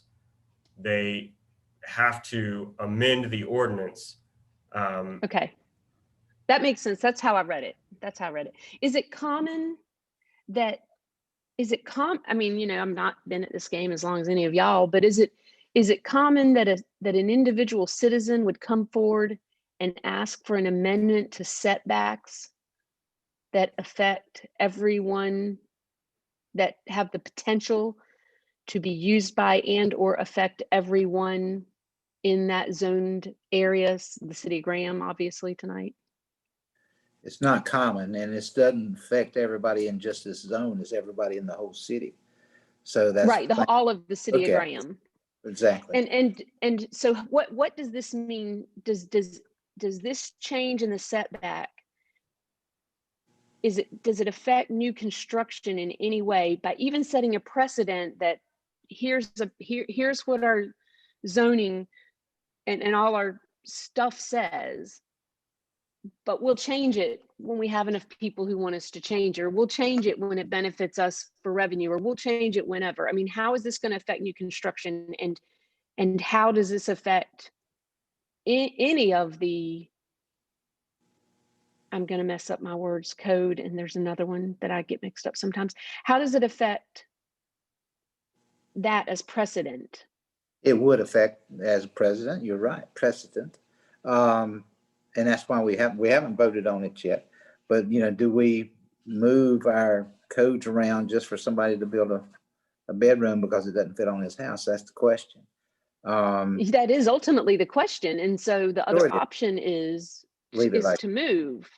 But I guess so my statement is, I go back to what I've said several months now. I think the entire zoning ordinances and all the other pieces need to be looked at in whole, and need to be looked at and redone, because this maneuvering and changing things and conditional rezoning, when we already have zoning options, and this variances and making, you know, this amendment to change everything, it doesn't mean the guy shouldn't get to build a bedroom. Oh my goodness, it might be to take care of his mom, and I know about that right now, so I don't know what his issue is. But I beg that the council to think slowly before they keep making adjustments outside of what already exists, please. Thank you. Thank you, ma'am. I should have asked you about your mom, so come back on the phone and tell me about her, please. She's doing the best she can. Thank you for asking. I'll make sure she knows you asked. Okay, thank you. Okay, anybody else on the phone, Jeff? No, sir, Mr. Mayor, not at this time. Okay, we will end our public hearing at this time. Darcy, have you got any emails or letters? No, sir, I don't. Okay. With that being said, then we'll talk about it among ourselves. And I sort of agree with Ms. Allen. Why, you know, unfortunately, for this one person, why should we change our entire ordinance because they have a bad lot? And, you know, it's just, we had it at 20 foot for some reason. So what is that reason? Nathan, what do y'all think? I mean, The city council did bump it down to 20 from what it was. I believe that occurred in October or so. So it's only been 20 for about a year. I think the question is, do large setbacks help achieve the goals of the city or not? Yeah. Well, the thing is, if we move it down to 15, then next year we'll have to move it to 10, and for pretty soon we're gonna have a 0 setback. He says, Jerry, that he could possibly buy the lot behind him, and even if he didn't have to buy the whole lot, maybe he could just buy a section of the lot. The other lot would still be buildable, and they would just let him buy just a section. Well, in that case, I don't blame him for trying this. Probably looking at the other lot, he's probably saying, you know, they probably won't do this because we're changing the whole city code for one lot. And I just don't see that myself. But Chip, what do y'all think? Ricky, Melody? Unmute Chip. I'm sorry, Mayor. It may not just benefit him. It may benefit a host of other folks too. I mean, if you got you got R9, there's closer side setbacks than what he would be asking for in the rear. That's true. I mean, it might benefit a lot of other folks that It would, but what happens to the back door neighbor? Does it benefit them that you're building closer to them? well, they got a 15-foot set. If you bring it to 15, he's got a 15-foot setback, and they got a 15, so that's 30 feet. Yeah, I don't know. I'm just playing devil's advocate here. It may help a whole host of other folks. It might, yeah, might, but yeah. Ricky, what do you think? Melody? I'll speak, Mayor. I disagree with changing this. I think we need to leave it at 20. Like Nathan said, it just got changed a year ago. The man knew when he bought this house that the ability for him to expand was not in the cards. And he really needs to go and look at, a different housing arrangement. I think we're doing this to change one property is affecting the whole city, and I don't think it's right. Okay. Melody, what do you think? I'd like to hear from the staff further about what they recommended approval. I'd like to see their reasoning for their approval. Nathan, Frankie, either one of y'all want to jump on that? I'll make a quick comment. In many cases, an individual desiring another structure for occupancy can detach it and be within 5 feet. So in many cases, there may be a way around the setback, but it's tough because I would rather someone comply and make it connected than to circumvent and disconnect it and get within 5 feet. Yeah, but with next year, will they come back and ask for 10 foot? Because somebody's living on a lot right now that only has enough room for a building, and it puts them at 10 foot. So are we going to change it every year? Yeah, that would be an independent legislative decision, but to echo what the caller, Ms. Allen, stated, our ordinances, many of these things are symptoms of our ordinances that are very antiquated. And I mean, the root of many of our ordinances are from the 50s. And we're seeing symptoms of that with conditional zonings and folks seeking amendments. And this is another symptom. So I would have to agree with Ms. Allen wholeheartedly that our ordinances need a comprehensive look. They are old. All right. Nathan, you got anything to add to that?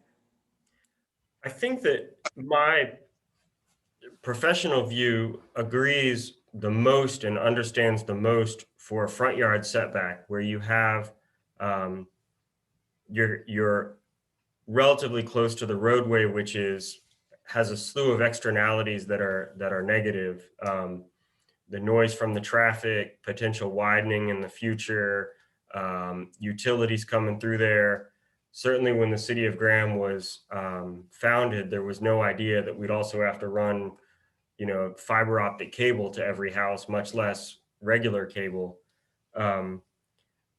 So I think the front yard setback makes a lot of sense, and to protect that and maintain it has good reason.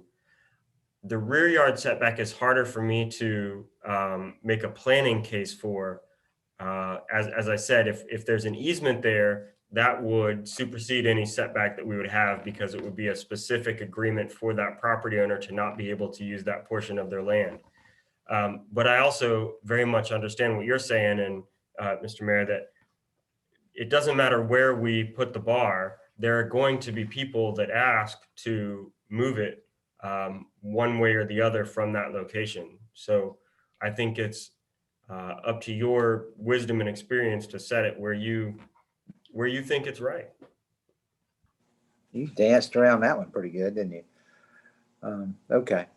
Mr. Mayor, if we change this tonight, will this, a lot of covenants have been written already. Will this give people the ability to circumvent the covenants by building out into the backyard? Like our covenants here in Valleyville are pretty restrictive to that. And I don't want us to give people a loophole in end up getting into lawsuits with their HOAs. Yeah, I think you would have to still, the HOA would regulate it, I would think. The stricter standard. Do what? The stricter standard would apply to that landowner. Now, we would not enforce restrictive covenants, and it would be up to the HOAs or the homeowners to enforce those. But this would not supersede a covenant.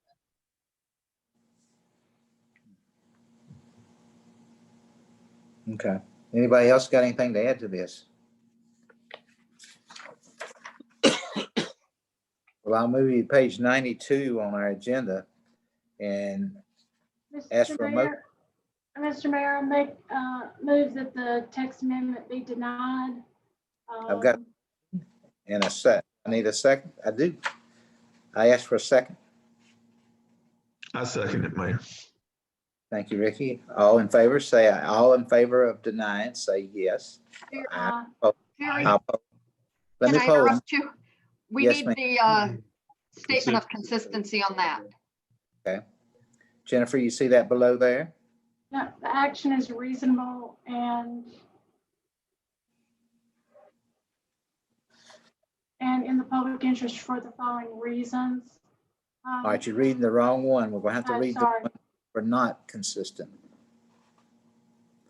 I'm sorry. Look, that's all right. Look up. No, I know. I'm looking for it. I'm sorry. I have like two screens up. I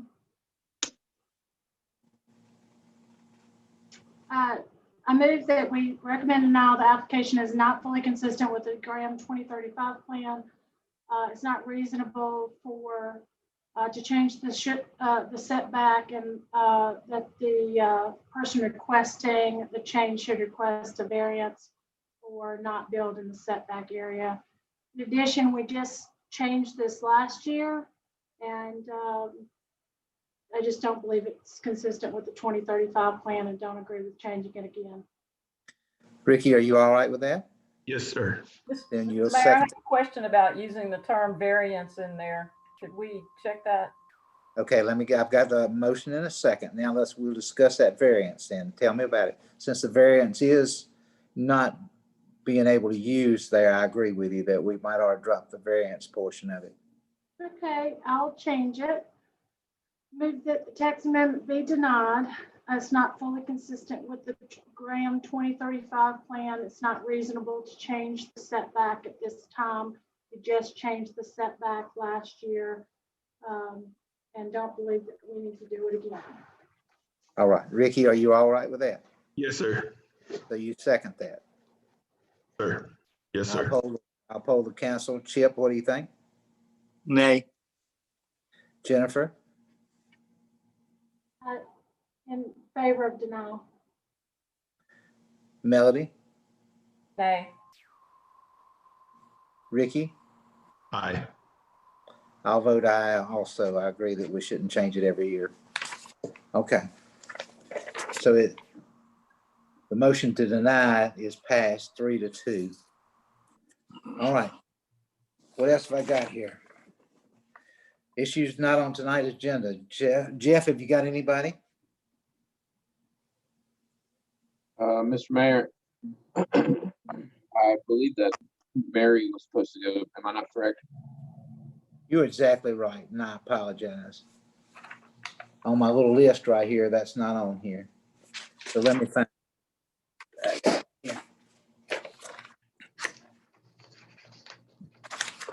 All right. Well, we've got a subject closure to 100 block of West Elm Street, a block party celebrating life and legacy of Wyatt Outlaw. And Mary, I'll put this up to you, please. Good evening, Mayor and Council. Travis Laughlin has reached out seeking permission to have a block party and to close the 100 block of West Elm Street to traffic, as well as use Sesquicentennial Park on Saturday, October 3rd from 10 a.m. to 5 p.m. This is in collaboration with Alamance Arts and the Down Home Alamance organization and others to coordinate a family-friendly block party, activating visual and performing arts to uplift the story and lasting impact of the life of Wyatt Outlaw. Whenever I spoke to Mr. Laughlin, I told him that pending approval tonight, that a COI would be required and that there would need to be a scheduling of public safety using the extra duty solutions process. And at the time of my staff report, we were under the governor's phase 2. And then as of September 4th, we moved to phase 2.5, which is to be in effect through October 2nd. So as stated, his request is for October 3rd. And whenever I wrote the staff report, the then outdoor gatherings was at 25. It has now been increased to 50. So that may change some of the discussion tonight, but my recommendation at the time of submitting my report was to postpone. Mr. Laughlin is participating in the meeting tonight if you'd like to bring him forward. All right. Questions for the staff first. Jennifer, would start with you, please.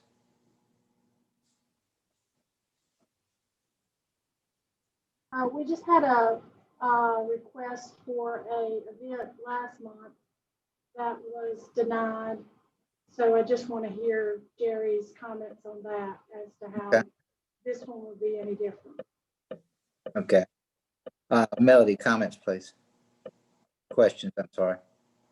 I don't have any questions. I do have a comment. While I'm wildly in agreement with the kind of event he's looking at, as we have been all year so far, they're all great events. However, I'm very concerned. We have not approved any other event, and I would not be likely to approve any other at this time. I would be hoping, let me say this, I would be hoping that there would be more than 50 people at this event. Yes. Ricky, please. Questions for the staff? I agree. I think the governor's got us locked down and we really got our hands tied and we can approve this. Okay. Chip, have you got any questions for the staff? No questions, Mayor. I believe Melody hit the nail on the head that, you know, if we have an event like this, the day that we can have it, I would like to see 1,000 people there as far as that goes. But right now we've stopped all events downtown, and I just cannot see us having an event that we help sponsor if we are part of this by closing the street, and we're helping sponsor this, and I don't believe we can do it. But let's hear it from Mr. Laughlin. Are you there, sir?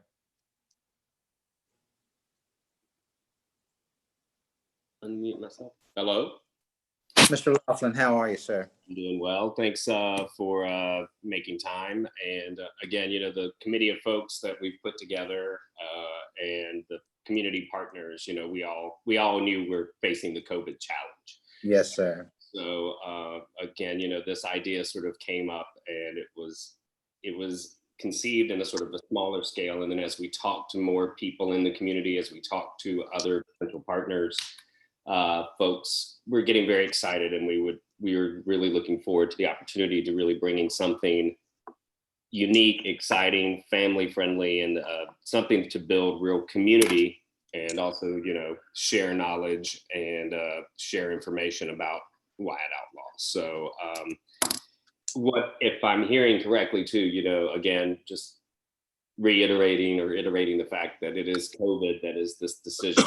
Hearing several of the council members saying that this is an event that they would like to see happen in the future when it is a much more safe space, COVID related safe space for all people involved. So just information wise, we worked hard to get White Outlaw on the National Register for fallen police officers.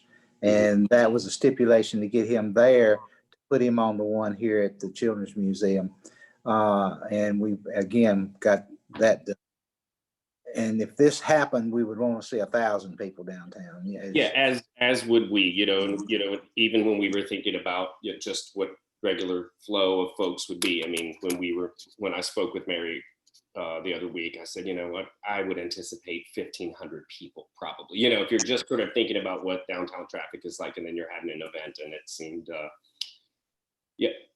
again, we were like, there could be a possibility that this happens, but those of us that are part of this committee working to put this forward are well aware that COVID was going to be probably the biggest barrier to overcome. So just know this, the government releases these and allows us to have these kind of things, like the Thursday at 7 that we've canceled, and like we've got the pumpkin bash coming up that probably will not survive this either. Please call me and I'll help you get this going. And so will the rest of the council and the rest of the staff also. I really appreciate that, Mayor. Thank you. Yeah, just understand where we're staying. And Melody hit it right on the head that, this would not make any of us comfortable to allow this, even without our help, to allow it in town. So. Yep. Thank you. And I also just want to offer another note of gratitude to Mary Fawcett, who was incredibly generous with her time and really wonderfully transparent about the process and the fact that, other events such as this had been, postponed because of this. So Mary, thank you. You're welcome. Thank you, sir. All right. With that, I do believe we need to vote on this. And I'll make a motion that we ask Mary to ask them to postpone this to a date that will fit more in along the government's guidelines. I need a second. Second. Thank you. I'll poll the council. Chipper, please. Aye. Jennifer. Aye. Jennifer. Melody. Aye. Ricky. Aye. And I'll vote aye. So we will send them a message, Mary, if you would, and give them my phone number and tell them to call me when they get ready to get this committee up again. I sure will. Thank you. Thank you.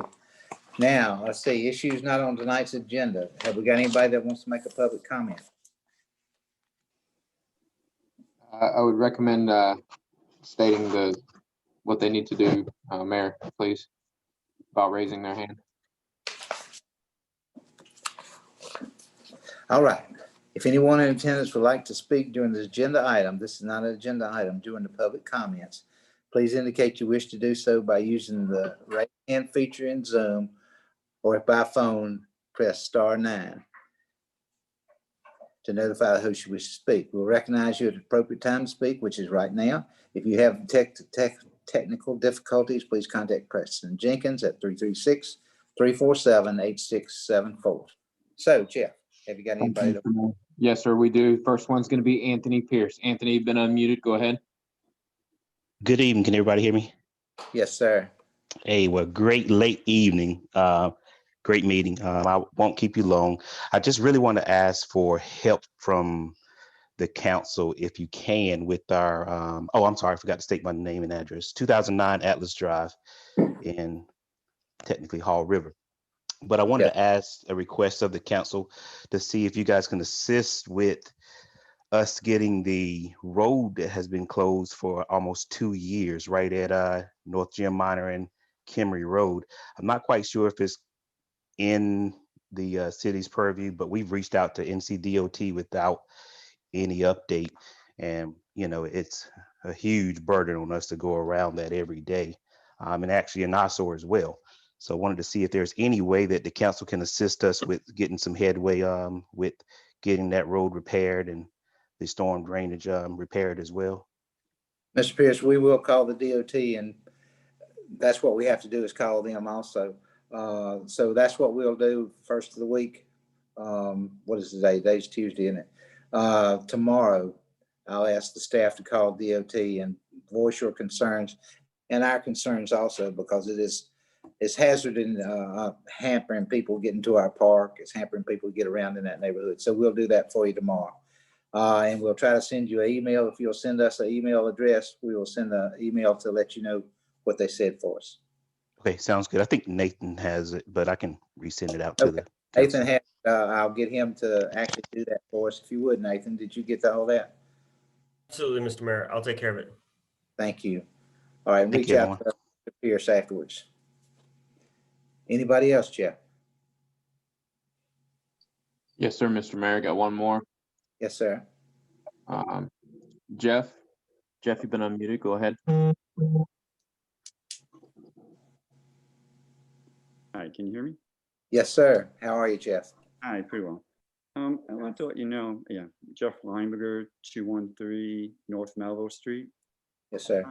Just wanted to let you know I visited the webpage of the city last week and happened to click on the COVID-19 information link.